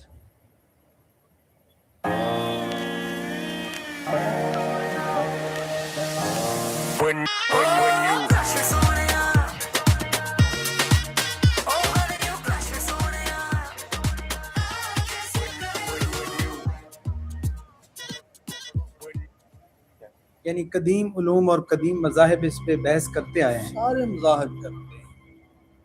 مثلاً زردشت کی جو اپنا وسطی ہے یا اوسطا سے کہتے ہیں کہ سارا اس وجود طبعی کا یعنی کائنات کا مادہ ایک نقطے میں سپڑا ہوا تھا. حقیقت میں تو علم کے نام ہم نے اپنی پہچان کے لیے دیے ہیں نا. جی. سائنسی ہے، مذہبی ہے، فلاں ہے. علم تو علم ہے. اقبال نے خطبات کے اندر کہا ہے کہ جدید سائنسوں کی مثال ان گدوں جیسی ہے جو قدرت کے مردہ جسم سے ایک ایک ٹکڑا اٹھا کے لیے جا رہی ہے.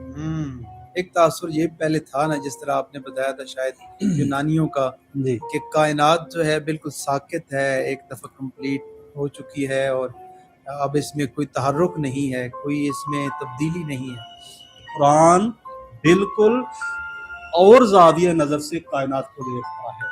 کس زاویہ نظر سے دیکھتا ہے؟ جو میں پیش کر رہا ہوں. اس ثبات ایک تغیر کو ہے زمانے میں، کوئی نکما نہیں قدرت کے کارخانے جی میں. بالکل. تو وہ کام میں لگے رہنے کا مطلب ایکسپینشن، کہ بار بار ایک ہی طرح کی چیزیں وقوع پذیر ہوتی ہیں. ویلن آتا ہے، ہیرو آتا ہے، برائی آتی ہے، اچھائی آتی ہے، اور یہ ایک نہ ختم ہونے والی ایک ریپیٹیشن سلسلہ ہے. کہ قدرت کا ہر ایک لمحہ وہ تخلیقی ہے. تخلیقی سے یہ مراد ہے کہ وہ رپیٹ نہیں کرتا، نیا ہوتا ہے. اچھا، میں اور آپ تکمیل کی طرف گامزن ہیں، مکمل ہونے کی طرف ہم مسلسل رواں ہیں، اور کائنات کی ہر چیز ہائپیشیا کو زندہ جلا دیا گیا. اچھا سائنسی علوم کی ترویج کرنے کا. اچھا. تو اس تناظر میں کہہ رہا ہوں، یعنی سائنسی علوم جرم بھی رہے ہیں. یورپ کی آپ تاریخ اٹھا کے دیکھیں کہ جس دن ہم آسمان کو لپیٹیں گے، جس طرح ایک تمہار لکھنے والا جو اچھا نوئیدو ہوں، ہم اس کو لوٹا دیں گے. واپس لوٹا دیں گے. اعادہ مثلاً ایک تو یہ ہے کہ دوبارہ پیدا کریں گے اس کو کلیپس کرنے کے بعد، یا اس کے تناظر میں اس سے بالکل واضح یہ نظر آتا ہے سائنس ہے کیا؟ چیزوں کی کھوج کا منظم طریقہ ہے.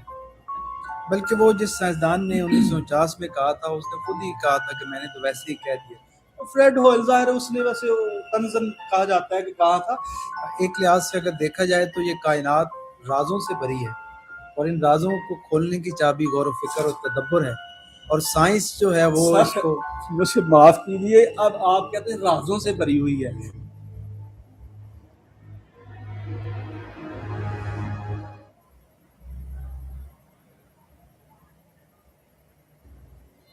بسم اللہ الرحمن الرحیم. Welcome to another podcast episode. امید کرتا ہوں سب آپ خیر و عافیت سے ہوں گے.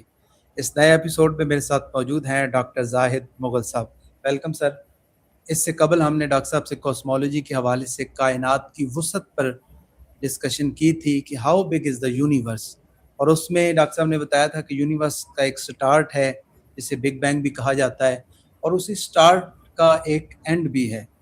لیکن یہ نقطہ نظر سائنس کا ہے. جدید سائنسز ہمیں اس سے روشناس کراتی ہیں، اور سائنسز کے حوالے سے ہم نے اس پہ ڈسکشن کی. تو آج میں جاننا چاہوں گا کہ چونکہ قدیم علوم بھی ہیں، مذاہب کے علوم ہیں، بالخصوص اسلام کے اس حوالے سے ایک نقطہ نظر ہے، تو وہ کس حد تک ہمیں کائنات کی وسعت سے روشناس کراتا ہے. تمام ادیان کے اندر یاسر صاحب جو الہامی کتب ہیں ان کے اندر کائنات کی تخلیق، اس کا وقت کے اندر جو ارتقاء ہے، اور یہ کس طرح سے اختتام پذیر ہوگی، اس کے مختلف پہلوؤں پر جو اپنا لٹریچر ہے، رہنمائی ہے، آیات کی شکل میں وہ ملتی ہے. یعنی قدیم علوم اور قدیم مذاہب اس پہ بحث کرتے آئے ہیں. سارے مذاہب کرتے ہیں. مثلاً زردشت کی جو اپنا وسطی ہے یا اوسطا سے کہتے ہیں، قرآن جو ہندو سب سے پرانی کتب مانی جاتی ہے، علاوہ ازیں جو اپنا اپانشد ہیں، جو گیتا وغیرہ یا ان کے ویدوں کے وہ حصے ہیں جو الہیاتی مسائل کو زیر غور لاتے ہیں. اسی طرح جو ابراہیمی مذاہب ہیں ان کے اندر सारी कुतुब ही मसीहियत के अंदर, इस्लाम और यहूदियत के अंदर, वो सारी कुतुब के अंदर ये इसके ऊपर किसी ना किसी जाविया से इस पर रोशनी डाली गई है। मसलन अगर हम इस्लाम की बात करते हैं, एक जदीद साइंसों की रोशनी से जो कायनात हमारे सामने आती है, क्वालिटेटिवली यानी साइंस की बुनियाद पर इसी तरह का एक सारा जो मंजरनामा है, हैयत है कायनात की, वो कुरान की कुछ सूरतों की आयात से मैं समझता हूँ कि एक इंसान जो है वो उनको निकाल सकता है।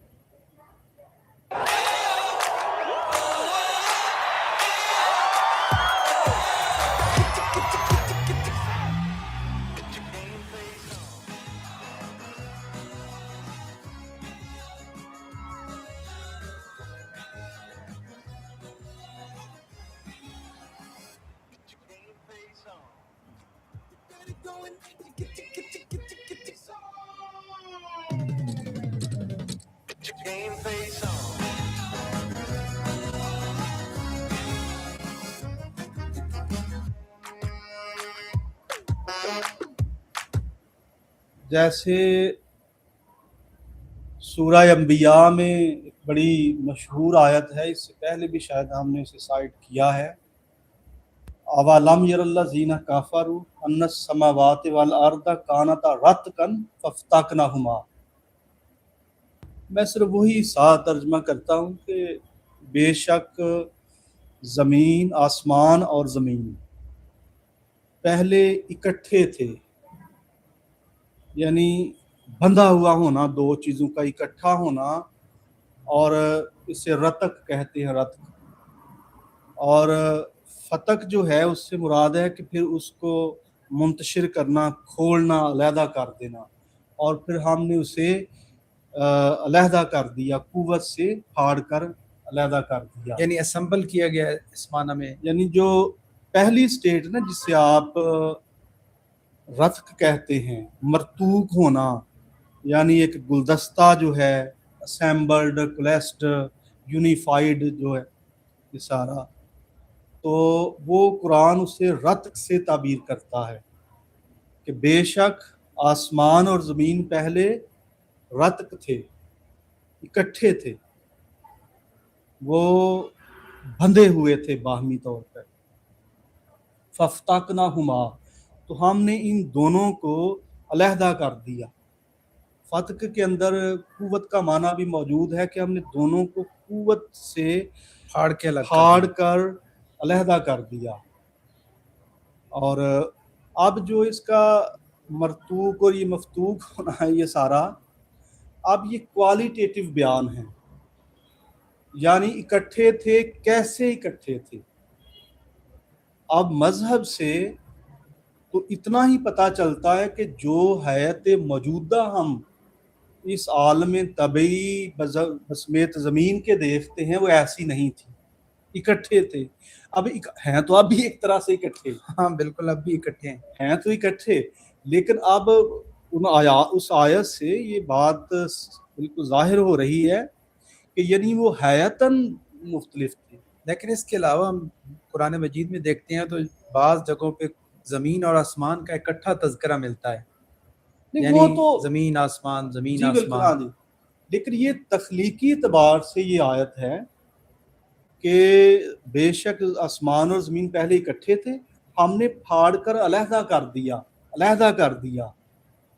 तो अब अलहदगी ये तो समझ में आ रही है, चूँकि जो उमूमी नज़रिया है आसमान का, वो ज़ाहिर है नीलगू रंग की वो चादर सी जो है, बिल्कुल, यानी ज़मीन से आसमान का परे होना, यानी ज़मीन एक दायरवी शक्ल का गोला या एक फैली हुई सतह की मानंद है और आसमान ऊपर है। तो जाहिर है जिन लोगों को मुखातब किया जा रहा था उनके नज़दीक आसमान अब वो बहुत परे है ज़मीन से, ये ज़मीन है जिस पर मैं खुद खड़ा हूँ, वो लोग खड़े थे। तो कुरान ये कहता है कि ज़मीन और आसमान पहले इकट्ठे थे, क्वालिटेटिव बयान है। कैसे इकट्ठे थे? وہ اب انٹلیکچوئل فیل ہے، عقلی فیل ہے. اب قرآن اس سے پرے بہت ساری آیات میں جگہ جگہ دعوت فکر و تدبر انسان کو دیتا ہے. بالکل. تو ظاہر ہے پھر ہم سائنسز کی طرف قدم اٹھاتے ہیں، جو آپ نے کہا ہے کہ ہم نے ابھی اس پر طرف نہیں جانا.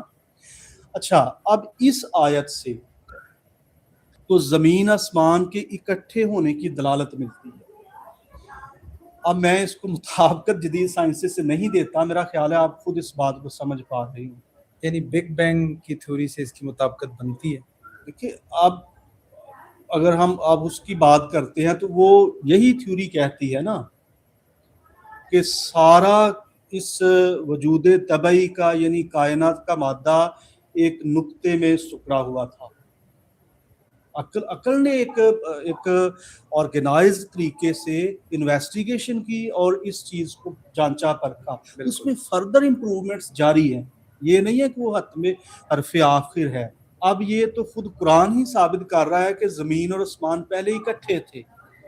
ایک کوالیٹیٹیو بیان ہے، مقداری نہیں ہے. اب اس کو مقداری کیسے بنانا ہے وہ ظاہر ہے خود قرآن عقل کو دعوت دیتا ہے کہ غور و فکر کرو. اور وہ میں سمجھتا ہوں کہ اگر آپ کہتے ہیں کہ نام نہ لیں تو جدید علوم جو ہیں وہ یہی کر رہے ہیں. تو وہ ڈسکرپشن کائنات کی آغاز کا ایک مستند اور مسلمہ موجود مذہبی کتاب میں پیش کی. اب یہ مجھے شاید سورہ کا نام نہیں یاد کس آیت کس سے ہے، لیکن آیت ہے قرآن کی، بڑی معروف ہی آیت ہے. وَالسَّمَاءَ بَنَيْنَهَا بِأَيْدٍ وَإِنَّا لَمُوسِعُونَ. اور آسمان اس کو ہم نے بنایا ہے قوت کے ساتھ. یعنی قوت سے مراد ظاہر ہے اس سے مراد یہ ہے کہ سرٹن قوانین کے تحت کچھ قوانین کے تحت یہ کھڑا کیا گیا ہے. ایسے نہیں ہے کہ کسی نے خیال کیا اور یہ بن گیا اور سارا، یعنی بڑے ہی زبردست قوانین کے تحت یہ ساری جو ساخت کائنات ہے جسے آسمان ہم کہتے ہیں، زمین کے ارد گرد پھیلی ہوئی کائنات، اس کو ہم نے قوت سے بنایا ہے. اس کو ایکوریٹ کیلکولیشن بھی کہا جا سکتا ہے کہ ایک ایکوریٹ کیلکولیشن کے ساتھ ہم نے بنایا. یہ بھی کوالیٹیٹیو بیان ہے. اور جو وحی کا سارا لٹریچر ہوتا ہے، کلام ہوتا ہے، وہ اس کی نوعیت بیشتر کوالیٹیٹیو ہوتی ہے. یعنی کوالیٹیٹیو سے یہ مراد ہے کہ یہ کہہ دیا کہ ہم نے آسمان کو قوت سے بنایا ہے. اب قوت کا معنی تلاش کرنا، اسے مقداری بنانا، یہ پھر انٹلیکٹ کا کام. آپ اسے جدید سائنسز کہیں، آج کے جو کاسمالوجسٹ ہیں، فزسسٹ ہیں، واٹ ایور جو بھی متعلقہ اسٹرونومرز ہیں، جو بھی ہیں، وہ اب اس کا مقداری معنی تلاش رہے. حقیقت میں تو علم کے نام ہم نے اپنی پہچان کے لیے دی ہیں نا، کہ سائنسی ہے، مذہبی ہے، فلاں ہے. علم تو علم ہے. بالکل، اس میں کوئی شک نہیں، ایسا ہی ہے. اسے یہ کہنا کہ جی مذہب کے حوالے سے بتائیں یا سائنس کو علیحدہ شے ہے، وہ بھی انسانی امتیاز ایک اننیسیسریلی یوں کہہ لیجئے کیا جاتا ہے. ادروائز خود مذہبی کتابیں، اور میں کہوں گا بالاجماع یہ بات ہے کہ قرآن تو بالکل سامنے کی بات ہے، موجود ہے. جو قدیم الہامی مختلف ادیان کے اندر کتب ہیں الہامی، وہ ساری کی ساری ان باتوں پہ روشنی ڈالتی ہیں. اور قرآن تو بڑے واضح انداز میں جگہ جگہ عقل کو دعوت دیتا ہے، تدبر، شعور، عقل کی. بالکل بالکل. تو یہی سائنس بنتی ہے. لیکن چلے اگر میں یہ سمجھ تو کوئی سمجھ سائنس کا نام نہیں لینا چاہیے، تو آپ تدبر کی بات کریں، عقل کی بات کریں، شعور کی بات کریں. بعض لوگوں کا خیال ہوتا ہے نا کہ میں کسی پوڈ کاسٹ میں کہہ دوں کہ یہ سائنسی نقطہ نظر ہے، تو وہ سمجھتے ہیں کہ سائنس کوئی الگ دنیا کا علم ہے اور مذہب کوئی الگ دنیا کا علم ہے. تو میں تو اتنا سمجھتا ہوں کہ علم ہوتا ہے. یہ تو پہچان کے لیے ہم نے کہ یہ وہی کا نالج ہے، اس کا ایک ذریعہ الگ ہے. اس طرح سائنس کا علم ہے، اس کا ایک تجربات، مشاہدات اور اس کا ایک ذریعہ ہے. لیکن جو بھی ذرائع ہوں، علم تو علم ہے. یا سب اس پہ اب آپ نے بات کی ہے تو میں تھوڑا سا وضاحت کرنا چاہوں گا. جو دور جدید ہے، اس کی جو تخصیص ہے نا، اس کی جو پرٹیکولیرٹی کہہ لیں یا اسپیشلٹی جو ہے، وہ شعبہ جاتی ہے. بالکل. یعنی آپ انجینئر ہیں تو آپ سمجھیں گے جی میں بس باقی تمام سے مختلف ہوں. میں اگر فزسسٹ ہوں تو میں سمجھتا ہوں جی what I know no one can understand اور نو. یہ ایسا نہیں ہے. بایولوجسٹ میں نے دعوے سنے ہیں, جو ایک بایولوجسٹ ہے, باٹنسٹ ہے یا پیٹالوجسٹ, بہت ساری برانچز ہیں, ان گنت بلکہ برانچز ہیں, وہ کہتے ہیں بھائی جو اس کائنات کے بارے میں زندگی کی پیدائش, مختلف ارتقاء صورتوں کے بارے میں ہم جانتے ہیں, کوئی دوسرا سوچ نہیں سکتا. بالکل جینیٹکس والے کہتے ہیں, سارے کہتے ہیں. تو یہ شعبہ جاتی نا, اصل میں اقبال نے خطبات کے اندر کہا ہے کہ جدید سائنسوں کی مثال ان گدوں جیسی ہے جو قدرت کے مردہ جسم سے ایک ایک ٹکڑا اٹھا کے لیے جا رہی. یعنی مادہ جس سے ہم کہتے ہیں کہ یہ کوئی خدا سے پرے ہے, اس نے تخلیق کر کے ادھر رکھ دیا ہے, تو اب اس میں کوئی جانشاہ نہیں ہے, تو سائنسز مادے کو اسٹڈی کر کے اپنا پیسہ لے کے بھاگ رہی ہیں. اقبال لیکن ایک تاثر یہ بھی ایسا نہیں, ایک تاثر یہ پہلے تھا نا, جس طرح آپ نے بتایا تھا شاید یونانیوں کا, کہ کائنات جو ہے بالکل ساکت ہے, ایک دفعہ کمپلیٹ ہو چکی ہے اور اب اس میں کوئی تحرک نہیں ہے, کوئی اس میں تبدیلی نہیں ہے. یہ وہ جو ہم آیت پیش کر رہے تھے اس کو آگے بڑھاتے ہیں, اور آسمان ہم نے اسے بنایا ہے قوت کے ساتھ, جو اس کا اگلا تھوڑا سا حصہ ہے, وَإِنَّا لَمُوسِعُونَ, اور بے شک ہم اس میں وسعت دینے والے ہیں, وسعت دے رہے ہیں. بالکل, تو آپ کے اس نقطے کا اس میں جواب بھی موجود ہے.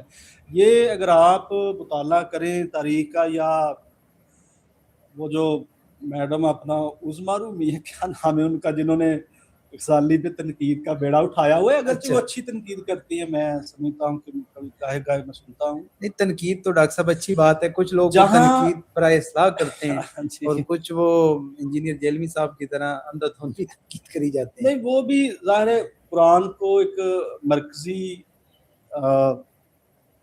وہی کا علم سمجھ کے وہ اس کی اہمیت بتانا چاہتے ہیں, لیکن باہر کے ادھر ہم بات پھیل جانی ہے. تو غزالی پر جہاں جدید دور کے کچھ محققین اس زاویے سے تنقید کرتے ہیں کہ انہوں نے سائنسز پڑھنے سے ہمیں روک دیا ہے گویا, تو یہ اقبال کے بقول اور خود غزالی کے بہت سارے مقدموں سے یہ جانا جا سکتا ہے کہ غزالی نے جو یونانیوں سے, بالخصوص ارسطو سے, ارسطاطالیس سے, جو ساکت کائنات کا نقطہ نظر آ رہا تھا, جامد ساکت, اور وہ بالخصوص اپنی نظر کو جمائے ہوئے تھے محض انسانی دنیا پر, اور چرند پرند نباتات کی دنیا کو اتنا زیادہ خاطر میں نہیں لاتے تھے جتنا اسلام نے اس کی اہمیت کو پیش کیا ہے. Welcome to Crayola Creativity Week. Today's theme is empowering communities. Hi, I'm Rob Flowers, illustrator of the children's book A Quick History of Money. I'm thrilled to tell you about today's creative challenge. You can draw an image that explains a money smart word. Maybe you'll draw expenditure or income, anything that illustrates a financial literacy word. Or you could sketch a way to avoid money mishaps. Remember, colour inspires creativity, so make your art as colourful as your imagination. Parents and teachers, you can download the daily thinking sheets for today's creative challenges, or kids can work on plain paper with any art supplies they have on hand. Be sure to post children's artwork on social media using hashtag Crayola Creativity Week to be entered in to win a colourful prize. We can't wait to see what they create.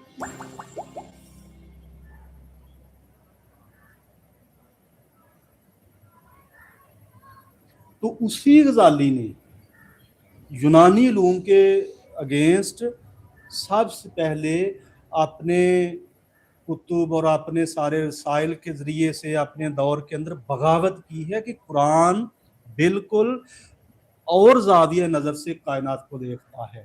کس زاویہ نظر سے دیکھتا ہے؟ جو میں پیش کر رہا ہوں کہ ہم نے اس کائنات کو, آسمان کو, کائنات کو بنایا ہے قوت کے ساتھ, اور ہم اس کو وسعت دے رہے. تو یہ ڈائنامک ہے. وسعت کا مطلب تحرک پذیری ہے. تحرک پذیری, ڈائنامک. وہ اس سے پہلے ایک شعر علامہ اقبال کا ہم نے ڈسکس بھی کیا تھا نا, کہ ثبات ایک تغیر کو ہے زمانے میں, کوئی نکما نہیں قدرت کے کارخانے. جی جی بالکل. تو وہ کام میں لگے رہنے کا مطلب ایکسپینشن, تحرک. میں اس کی وضاحت تھوڑا کرنا چاہوں گا. دیکھیے اقبال نے جو نیچے ہے نا, نتشیم جسے اردو میں کہتے ہیں, جو ان کی بک ہے اور یقیناً وہ یگانہ اثر بک ہے.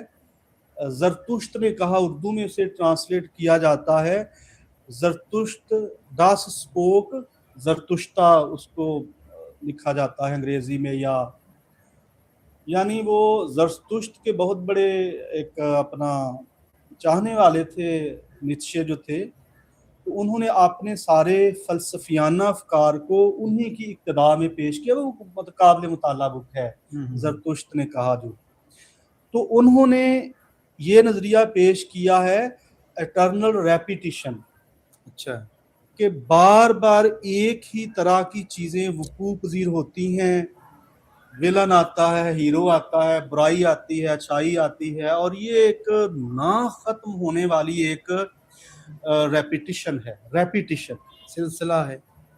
ریپیٹڈ تخلیق کو پرے نکال دیتی ہے, اس سے استثناء کر دیتی ہے ریپیٹیشن. تو اقبال نے اس پہ کو کرٹیسائز کیا ہے کہ قدرت کا ہر ایک لمحہ وہ تخلیقی ہے. تخلیقی سے یہ مراد ہے کہ وہ ریپیٹ نہیں کرتا, نیا ہوتا ہے. اچھا, تو تحرک پذیری ڈائنامکس جو ہے, ڈائنامک ہونا, اس سے یہ مراد ہے. میں اور آپ تکمیل کی طرف گامزن ہیں, مکمل ہونے کی طرف ہم مسلسل رواں ہیں, اور کائنات کی ہر چیز اپنی تکمیل کی وہ جانب اپنی تکمیل کی جانب رواں دواں ہے. یہ ڈائنامکس ہے, یہ ڈائنامک ہونا ہے. اور یہ نہیں ہے کہ میرے جیسے اور بھی انسان ہے, یا میں ہی کسی یادداشت کے ساتھ کل کو پھر یہاں ظہور پذیر ہوں گا. جسم تو ظاہر ہے وہ آپ جانتے ہیں اس کا نسخ ہوتا ہے, مگر میری حقیقت پھر تکمیل پذیری کی طرف آگے کی طرف لوٹتی ہے. اس طرح کے بہت سارے معنی ہیں. ظاہر ہے یہ ایک فلاسفائزیشن ہے, اگرچہ دین کا یہ بنیاد ہے, لیکن دین خود اپنی شرع کی زبان میں زیادہ الاؤ نہیں کرتا کہ ان اسرار کو کھلے طریقے سے بیان کیا جائے. بالکل. جیسے شیخ شہاب الدین سہروردی, انہوں حکمت الاشراق کے اندر انہوں نے کیا, اور صلاح الدین ایوبی کے بیٹے ملک الظاہر انہوں نے ذبح کروا دیا ان کو. اس بات پہ نہیں, اب علوم کو, اب جو شرع کی زبان ہے نا وہ انتہائی خوبصورت ہوتی ہے, جمالیات اپنے اندر سموئی ہوتی ہے. لیکن جمالیات سے یہ مراد ہے کہ بڑے بڑے گہرے حقائق کو وہ خاص ایک کہہ لیجئے کہ سمبولک استعاراتی زبان میں بیان کر دیتی ہے. بالکل, یہ شرع کی زبان کی فصاحت و بلاغت اور خوبصورتی ہوتی ہے.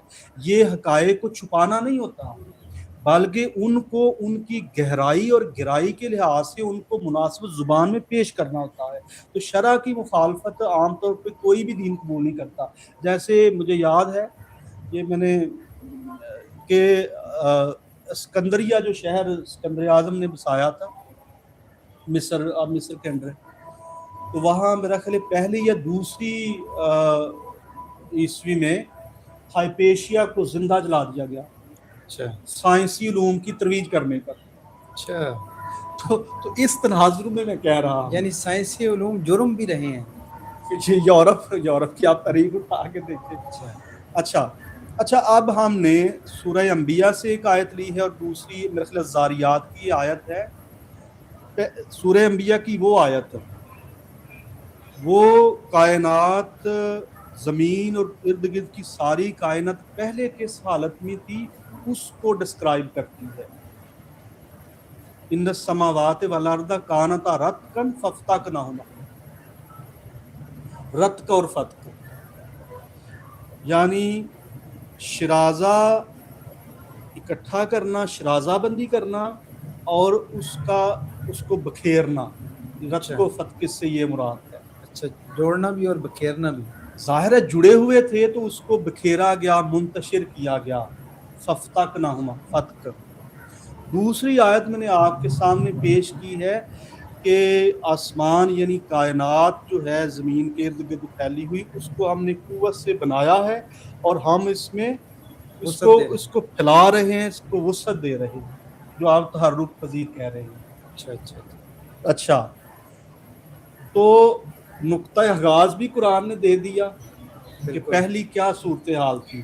اور میں یہ بار بار زور دے کے کہہ رہا ہوں کہ یہ کوالٹیٹیو بیان ہے. الہامی کتابیں بیشتر اپنے حصے میں وہ کوالٹیٹیو، اگر وہ مقداری بھی چیزیں بیان کریں اس میں بھی خود ہی وہ کتب جو گنجائش رکھتی ہیں کہ ان کو آپ نے کس طرح دیکھنا ہے.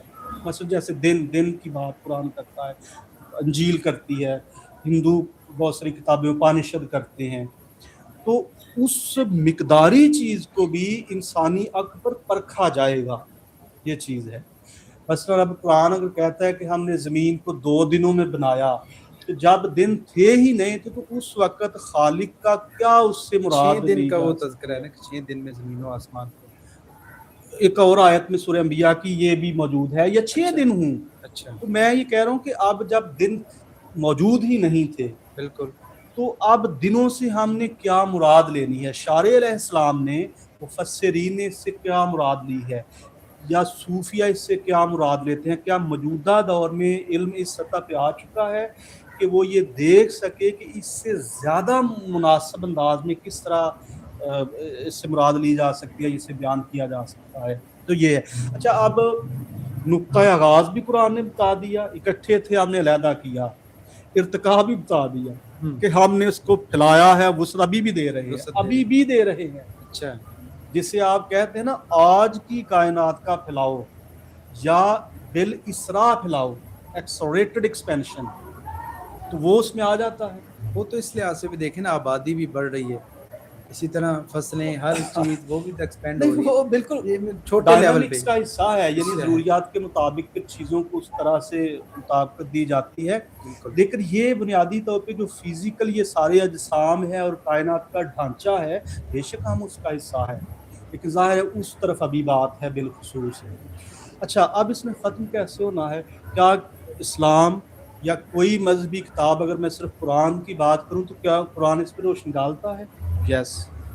اچھا یوم نتوی سما کتئی سجل للکتب، کہ جس دن ہم آسمان کو لپیٹیں گے جس طرح ایک تمہار لکھنے والا جو کاغذ جس پہ بادشاہ لکھواتے تھے تمہار وغیرہ، یا لکھا ہوا اس کو کاغذ مہر لپیٹا کیا جاتا ہوا، تھا. جیسے اس طرح لپیٹے تھے. تو اس آیت کا اگلا حصہ ہے کما بدانا اول خلق نعیدہ، کہ یعنی جس طرح ہم نے تخلیق کو، یعنی زمین و آسمان کی پیدائش کو شروع کیا تھا، اس کا آغاز کیا تھا، ہم اسے واپس لوٹا دیں گے.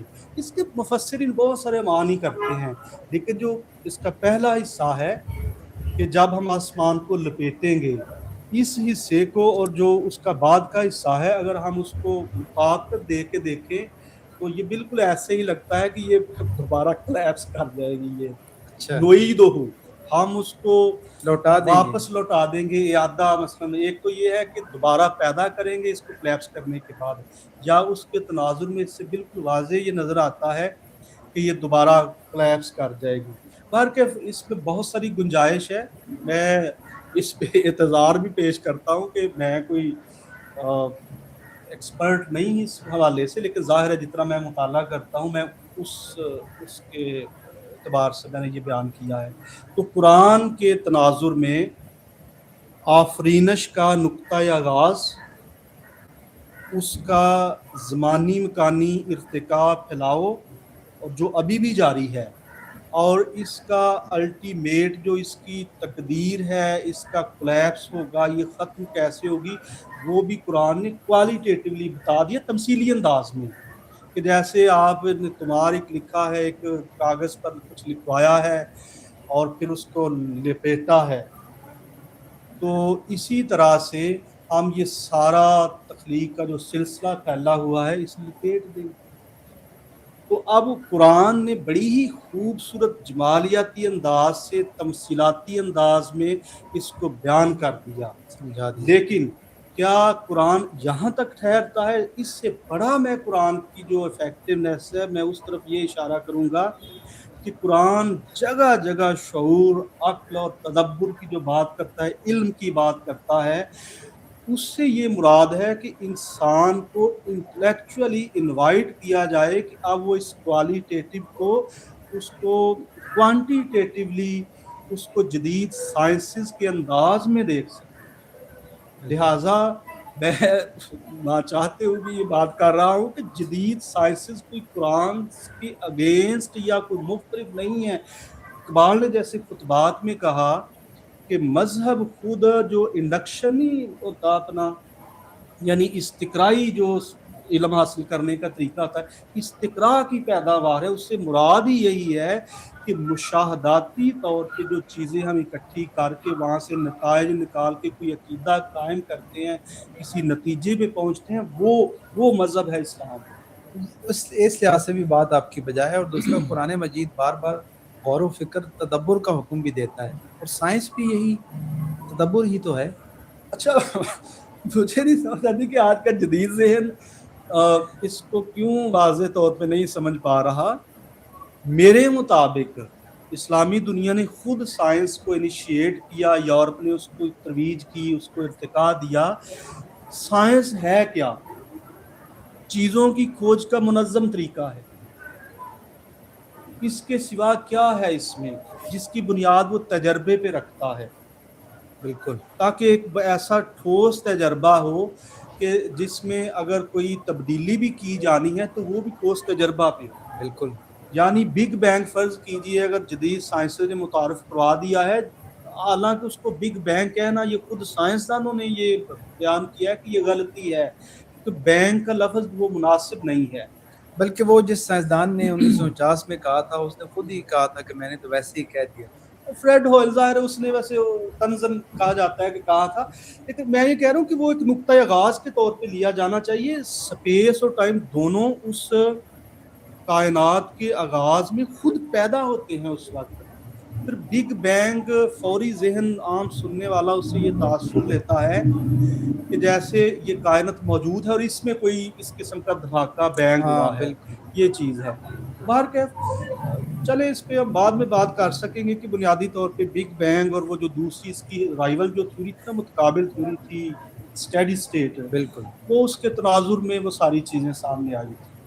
تو مذہبی نقطۂ نظر یہ صرف میں نے قرآن کا ایک سرسری انداز میں پیش کرنے کی کوشش کی ہے، ورنہ اگر آپ اپانشد کو اٹھا کے دیکھیں وہ گراں بہا مثلا علم کا ایک ماخذ ہے اور بہت پرانی کتابیں، بلکہ شاید ابوالکلام آزاد نے اس پہ بات کی ہے اور بہت سارے علماء ان کو سب سے پرانا سمجھا جاتا ہے قرآن اور وید وغیرہ جو ساری ہے نا.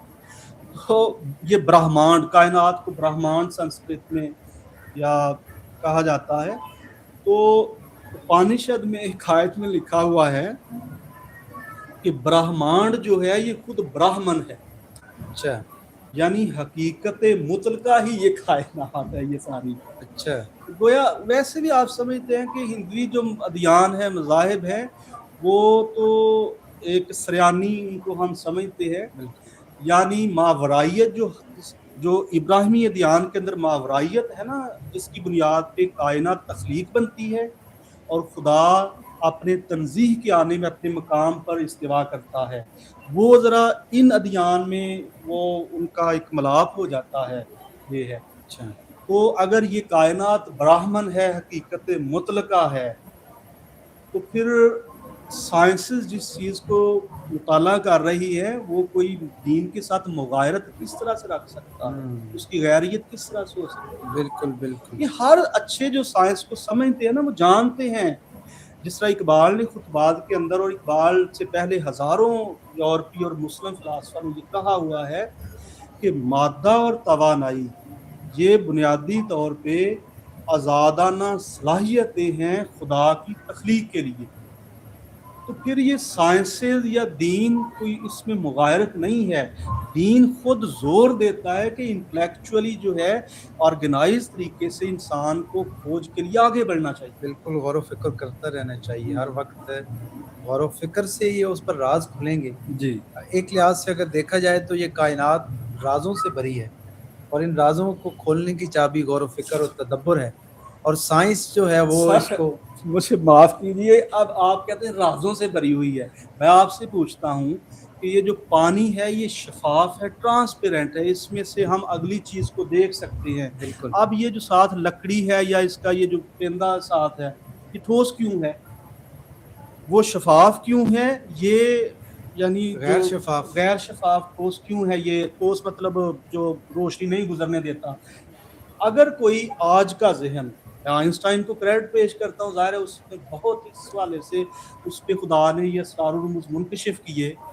روشنی پانی سے تو گزر جاتی ہے, اس لکڑی سے بھی کیوں نہیں گزرتی؟ اچھا, اگر آپ راز کی بات کرتے ہیں تو آج کا اگر جدید ذہن اس کی کھوج کرتا ہے تو آپ کیا کہیں گے جی قرآن کی یہ مغایر ہے, یہ بات الہامی کتابوں کے ساتھ یہ مطابقت نہیں رکھتی.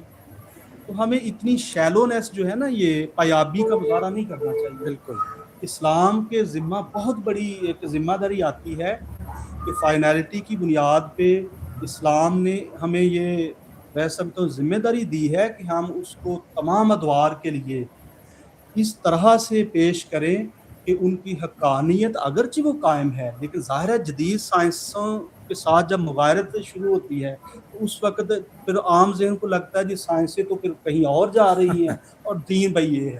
بس ایسا نہیں. یہی المیہ ہے کہ وہ پھر ہم جدا جدا سمجھ کے چھوڑ ہی دیتے ہیں, تحقیق ہی چھوڑ دیتے ہیں, اور پھر وہ ہم بھٹکتے رہتے ہیں, اصل بات پہچان نہیں سکتے, علم کو تقسیم کر دیتے ہیں خود, اور پھر ایک علم کے تقسیم شدہ قید میں رہتے ہیں کہ بس نہیں, یہ علم کا جو چیپٹر ہے یا یہ حصہ ہے, اس سے جو ملے گا وہی ٹھیک ہوگا, اور باقی کو ہم علم ہی نہیں سمجھتے.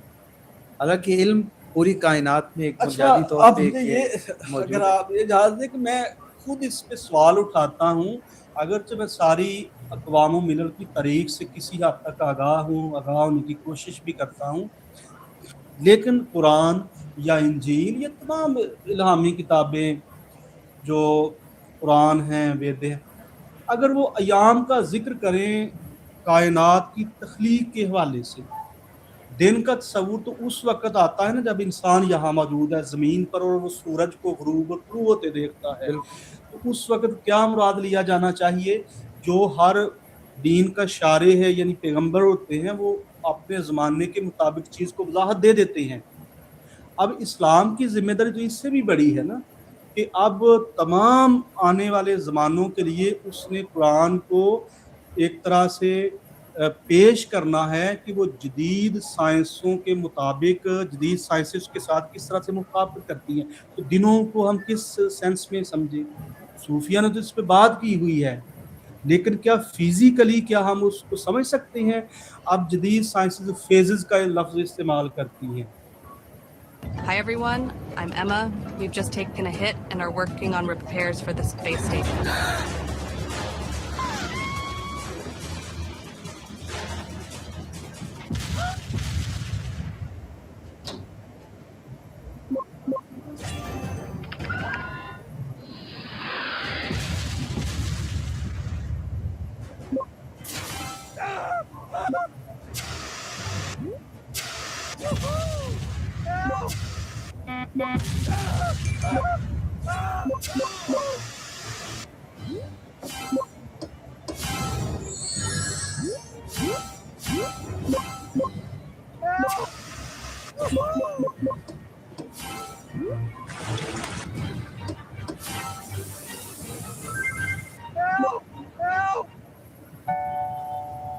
सुनो, ये पड़ोसन बड़ी बचत कर रही है, रोज नई नई चीजें ला रही है, जरूर कोई बात है.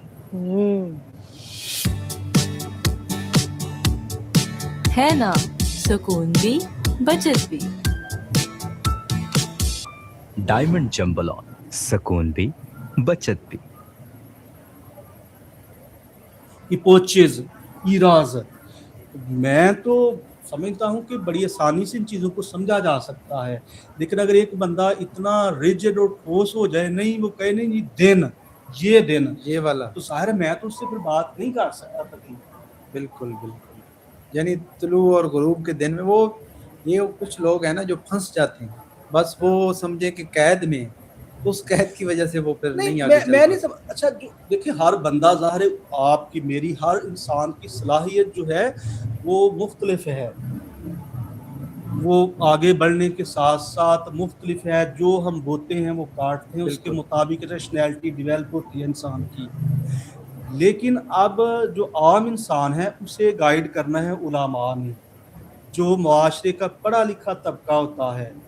लेकिन अगर मुआशरा के अंदर इतनी हरासानी, खौफ और इस किस्म की कि फिर इतना बड़ा गैप आ जाए दीन और जदीद उलूम के अंदर, हालांकि कोई है ही नहीं ऐसी बात है, लेकिन एक इम्प्रेशन तासुर ऐसा आ जाए बनाया तो जाए। हर इंसान खौफ में मुब्तला होता है, बात ही नहीं कोई करना उसके साथ। बिल्कुल, बिल्कुल, बिल्कुल। ये एक डर पैदा हो जाता है कि शायद मैं पूछ बैठूँ और ये ना हो कि ये इल्म के उस दायरे में एग्ज़िस्ट ही ना करे और वो साइंस से हो और मैं फिर वो कहूँ कि ये तो आप साइंस है। देखते सारे शेख इब्न तैमिया मौजूदा दौर में भी आप देखते हैं, जिस तरह मैंने अपना शाह अब्दुल सोहरवर्दी रहमतुल्लाह अलैह का जिक्र किया है, अलाज से आप वाकिफ हैं, सरमत से आप वाकिफ हैं।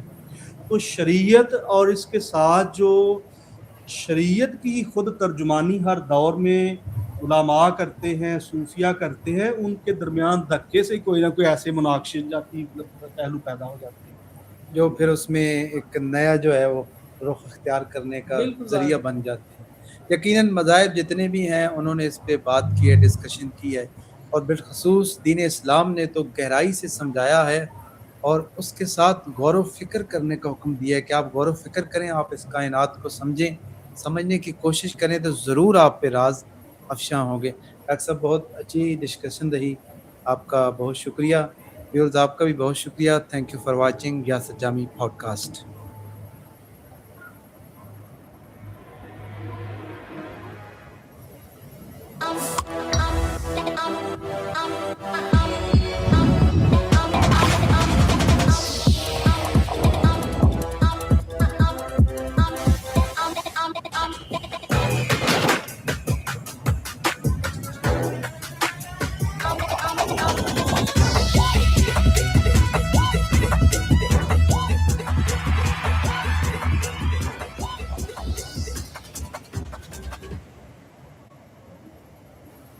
What is Big Bang actually?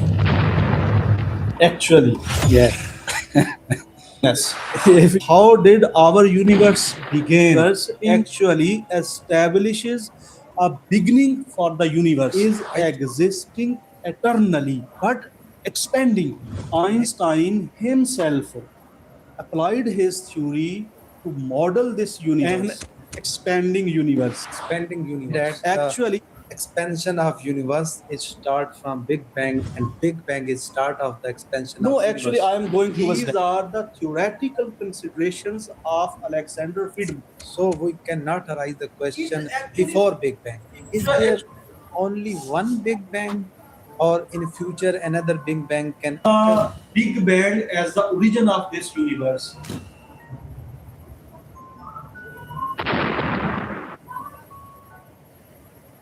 Welcome to podcast episode.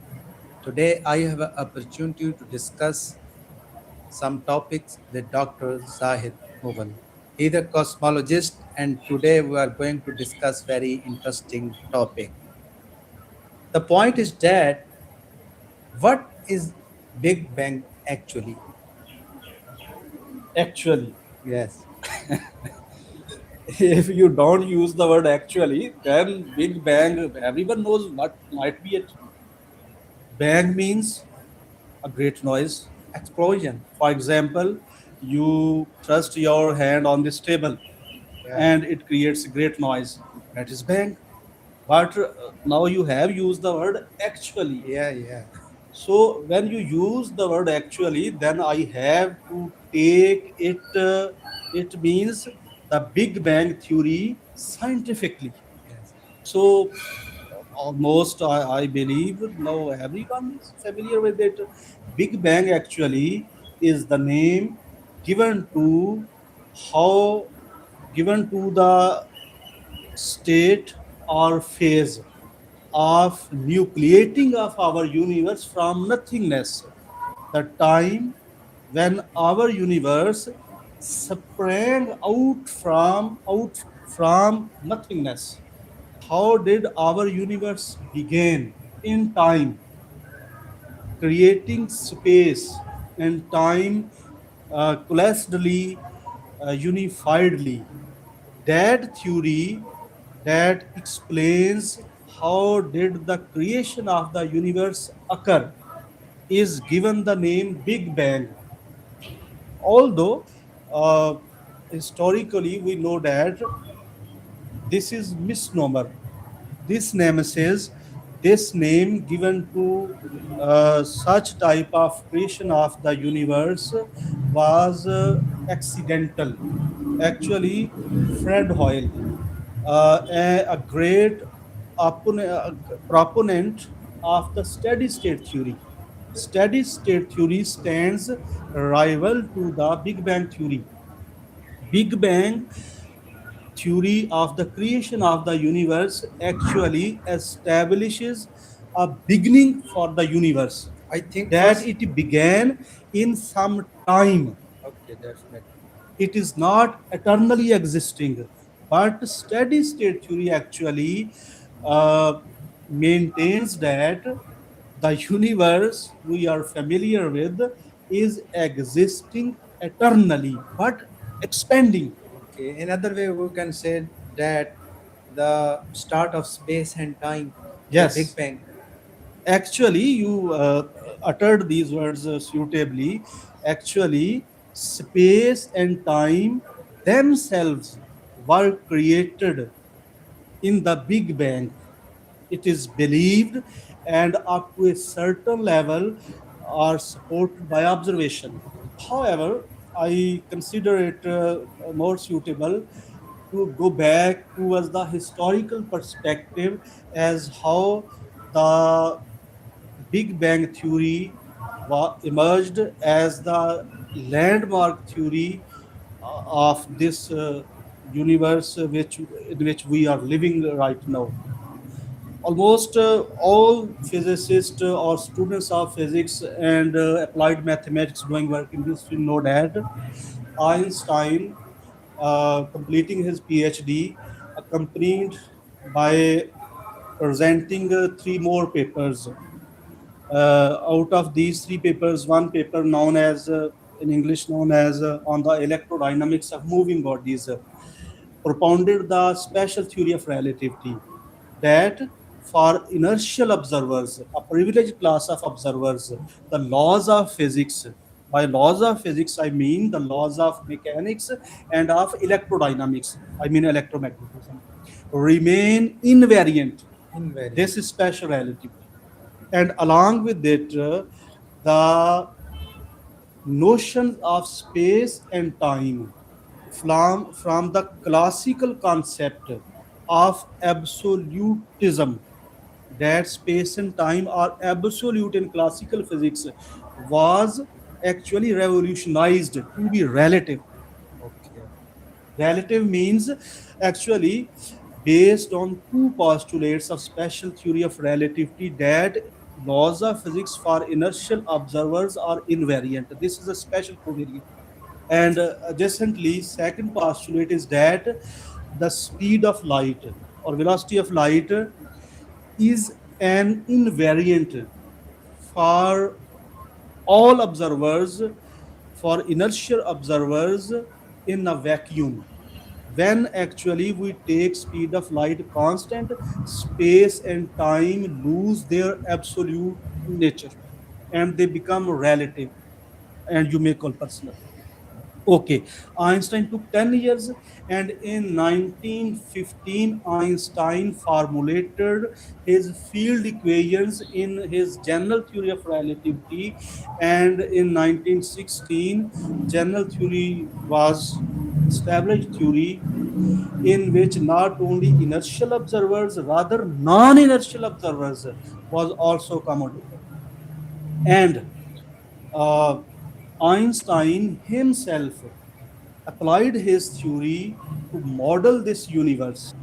So, first spherically static model was formulated based on the general covariance, I mean, based on the Einstein field equations, and that model actually models the universe as a limited spherical world, static spherical world.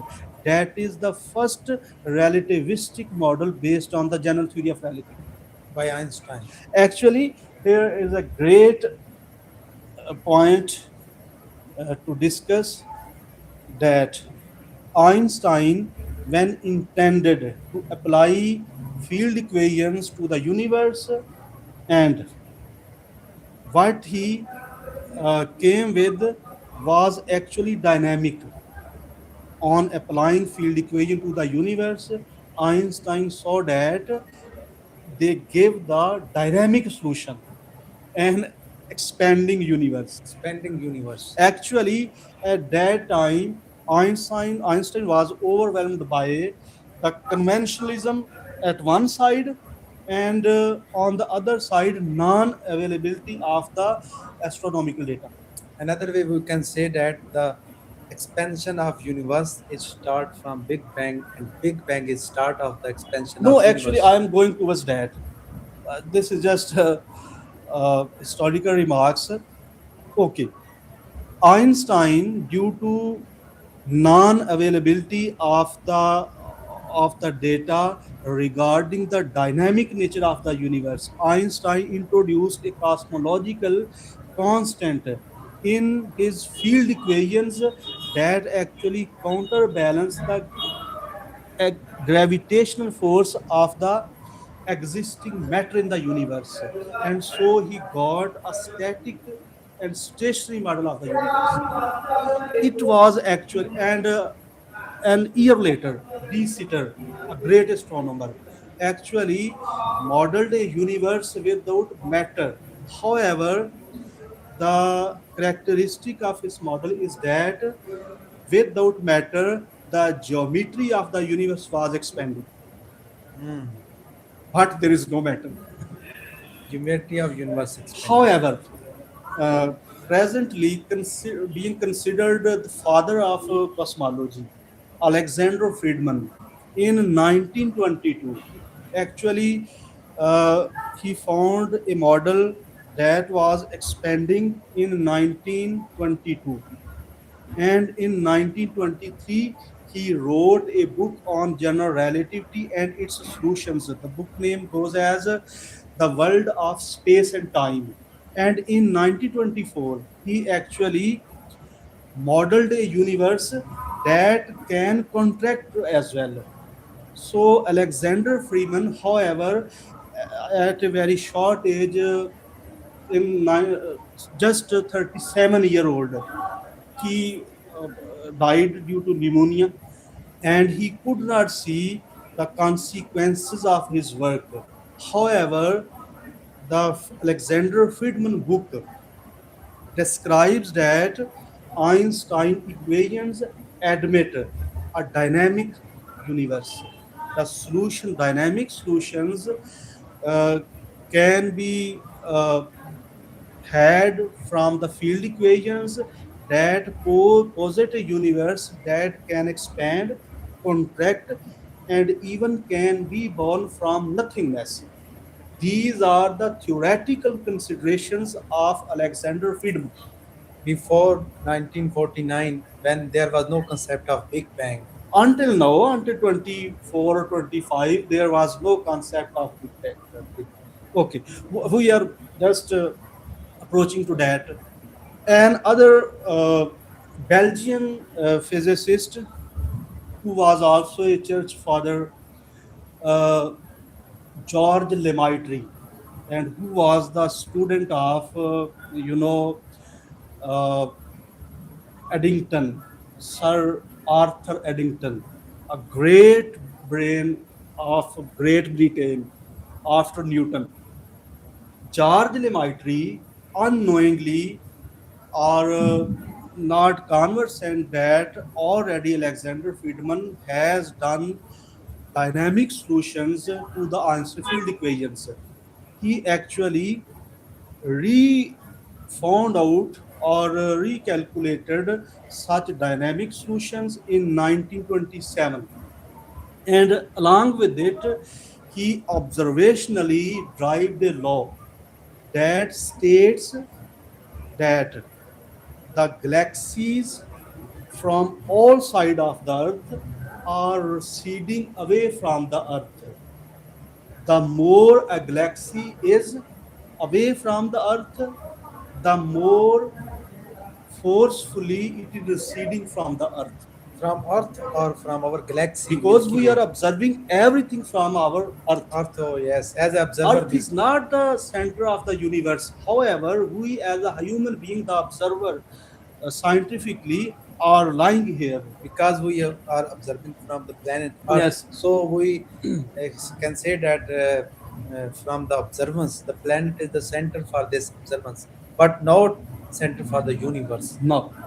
However, we can't do more than it because we can't find easily that this is the center, move there and locate our observer there, this universe. Okay, so George Lemaitre's work laid hidden as his work was published in a low impact journal. However, when in 1929, Edwin Hubble, you certainly have heard the name Hubble, Hubble telescope, Hubble has telescope, been very named after popular his name. name. Everyone know that. Edwin Hubble was in America actually interpreted the red shift of the light being received from the distant galaxies. First, actually, he established that there are many galaxies, not only our Milky Way.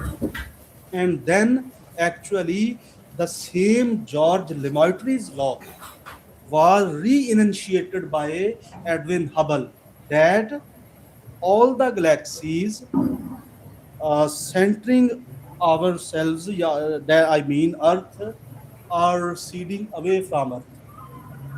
The more far away a galaxy is, more fastly it is receding or moving away from it. Galaxy This receding is known from as galaxy, Hubble's law. or inside the galaxy is there this type of receding and expansion exists? No, I just remark on it. Actually, this question might be raised when I would have established the expansion of the universe. But until now, expansion has not been established. Okay, okay. Actually, when I'm talking about that, Edwin Hubble interpreted the light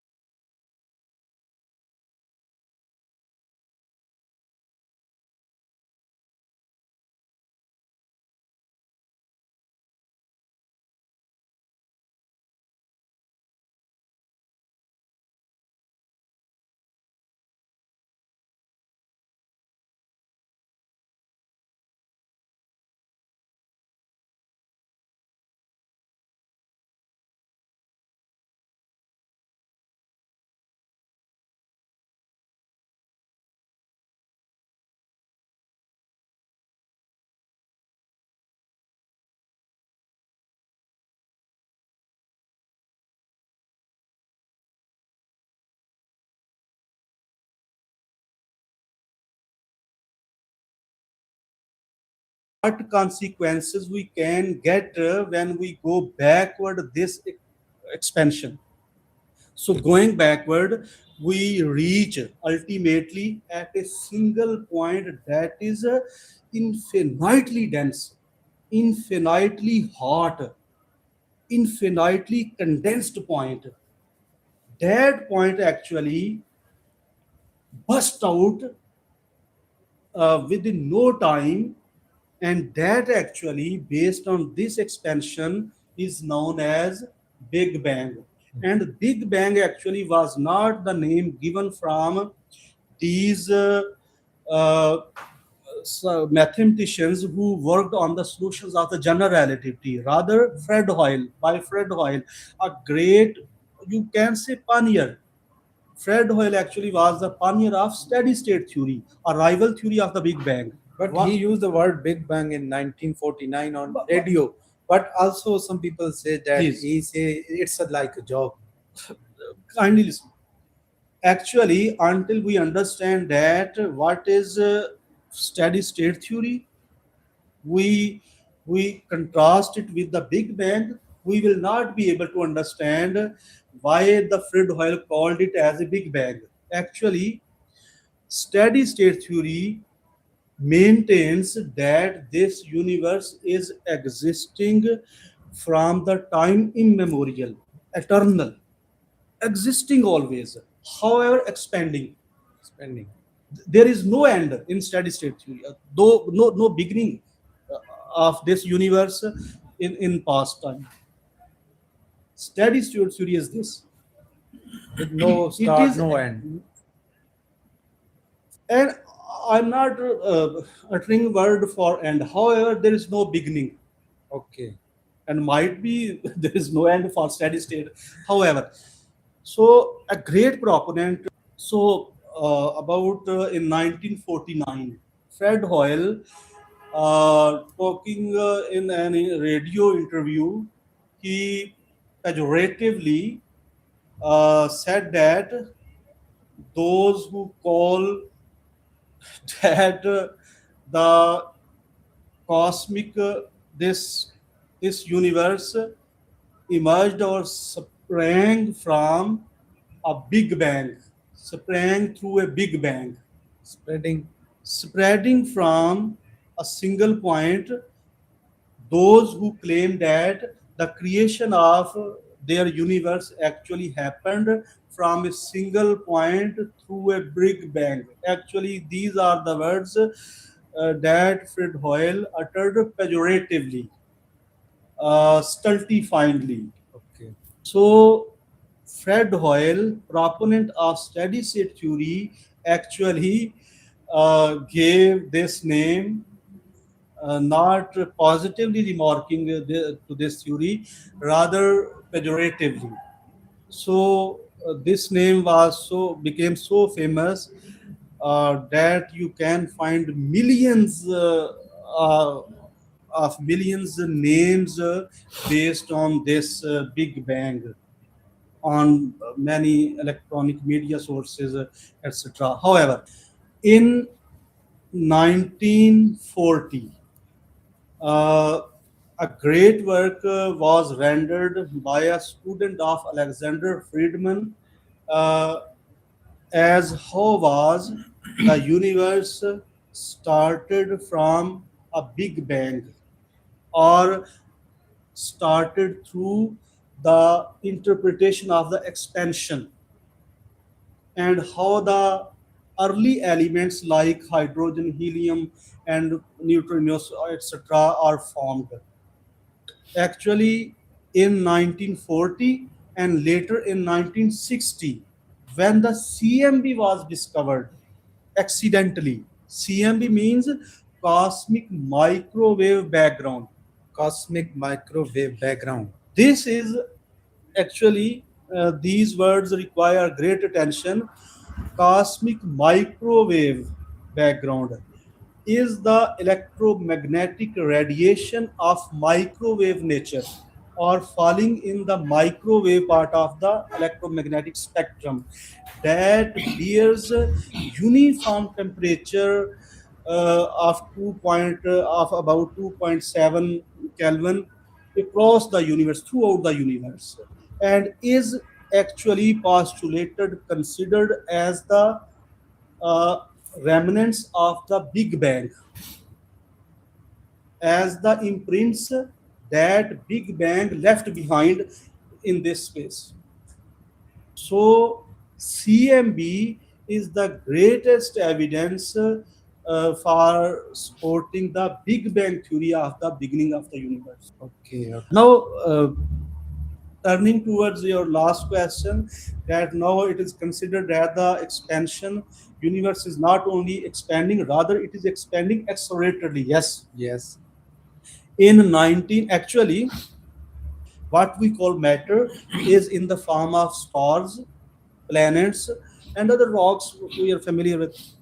So, in this context, uh, greatly in 19 in the about in 1990, around this time, scientists speculated that in the known form of matter, now expansion might be decelerating, might be slowing down.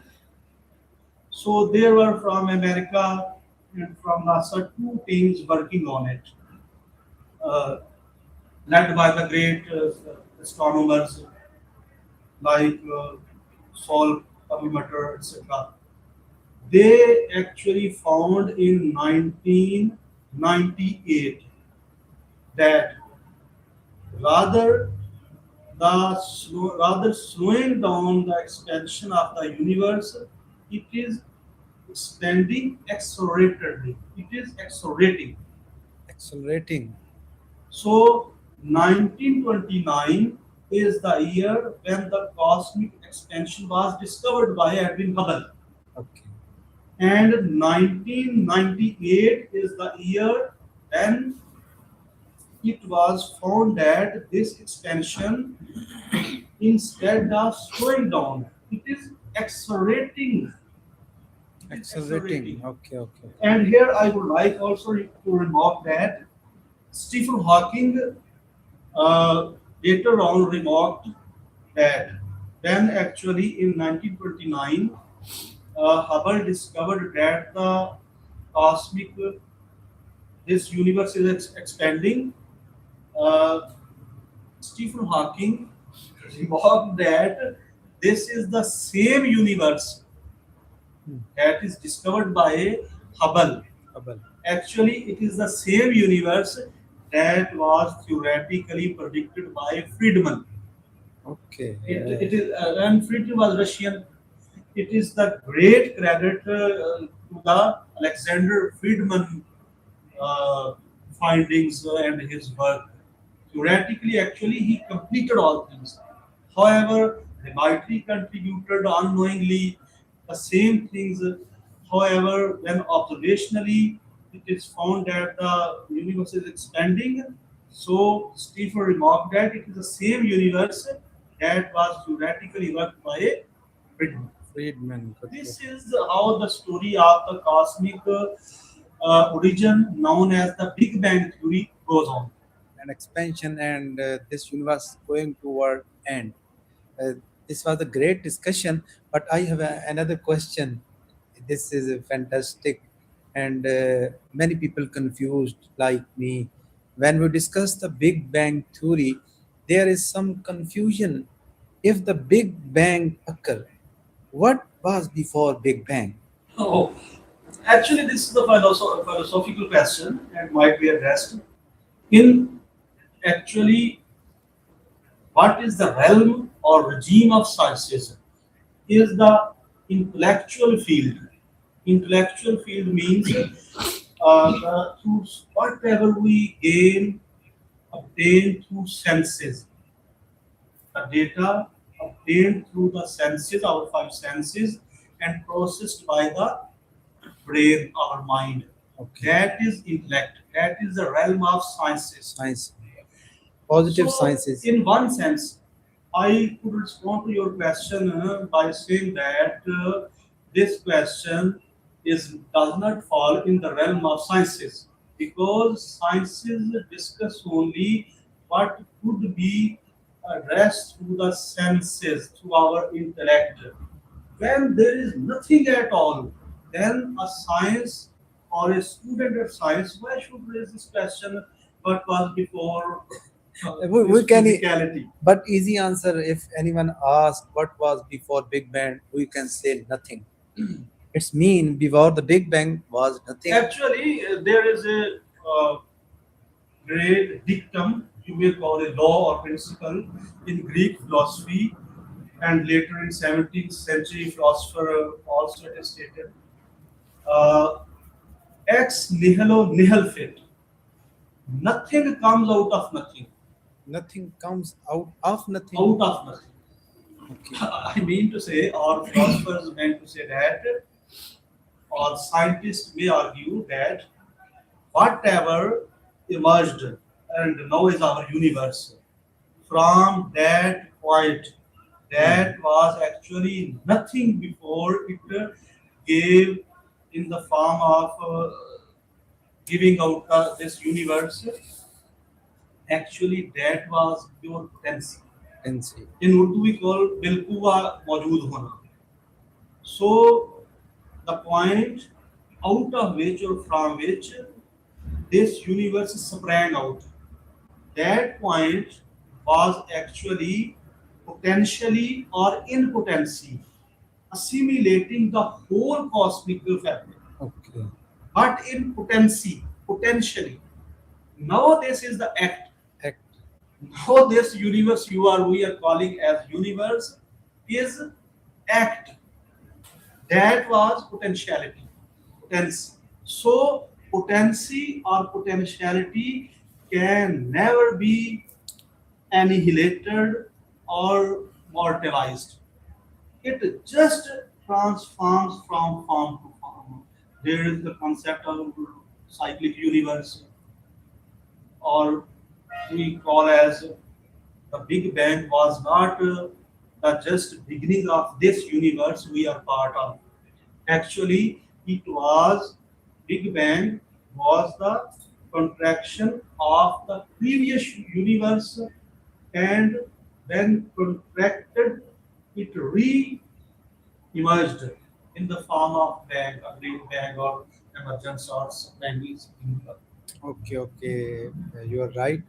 But another way we can say that if before the Big Bang there was no time, no space, so we cannot arise the question before Big Bang. Actually, this question automatically loses its meaning, because science can only talk about a thing when it comes into space and time. Okay. And if again, if science persists that I have right to raise this question, then science must be philosophized, Okay. or you can say religionized. Good. There is another question in my mind. Is there only one Big Bang, or in future another Big Bang can occur? Or Big Bang is only unique and it was one? Actually, if you could provide me an opportunity, we could talk about it in detail more after this. Okay. Actually, inflationary universe is now an disentangly attached with the Big Bang. Inflation means that in the very first second of the occurrence of the Big Bang, you can say in the trillionth of the first second, Okay. when the universe started, it expanded superluminary, the much faster light than the speed of light. Okay. And that occurred just in a very small fraction of the first second. This ultra fast expansion of the universe in the very first second is known as inflation. Inflation. And the pioneer of it is still living in America from MIT, Alan Guth. Okay. So inflation theory and the Big Bang as the origin of this universe now are actually studied concomitantly. Concomitantly means that they are the integral part of each other in making a good theory of the beginning of the universe. Okay.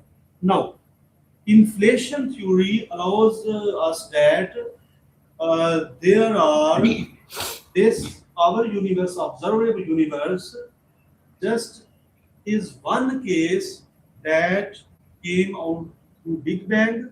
However, there are occurring many other such Big Bang or inflations uh, that are creating such universes. But we can't get access to them easily because we are just restrained by so vastness in this universe and where to go beyond to them. So there is a likely possibility that there may be many other such universes. As the Imam Razi from Islamic world in his exegesis on the Quran said uh, that God is potent to create not only this universe but many universes like this. God created But this or is a can religious create. view. But a scientific view also endorses it. Okay. There are much more gap to discuss this topic, and today discussion was very fantastic. I enjoy and learn the much more things. I am very thankful to you. I hope you all are enjoying this discussion, and your comment will be very encouraged to discuss another topic. Thank you, sir, and thank you watching for this podcast.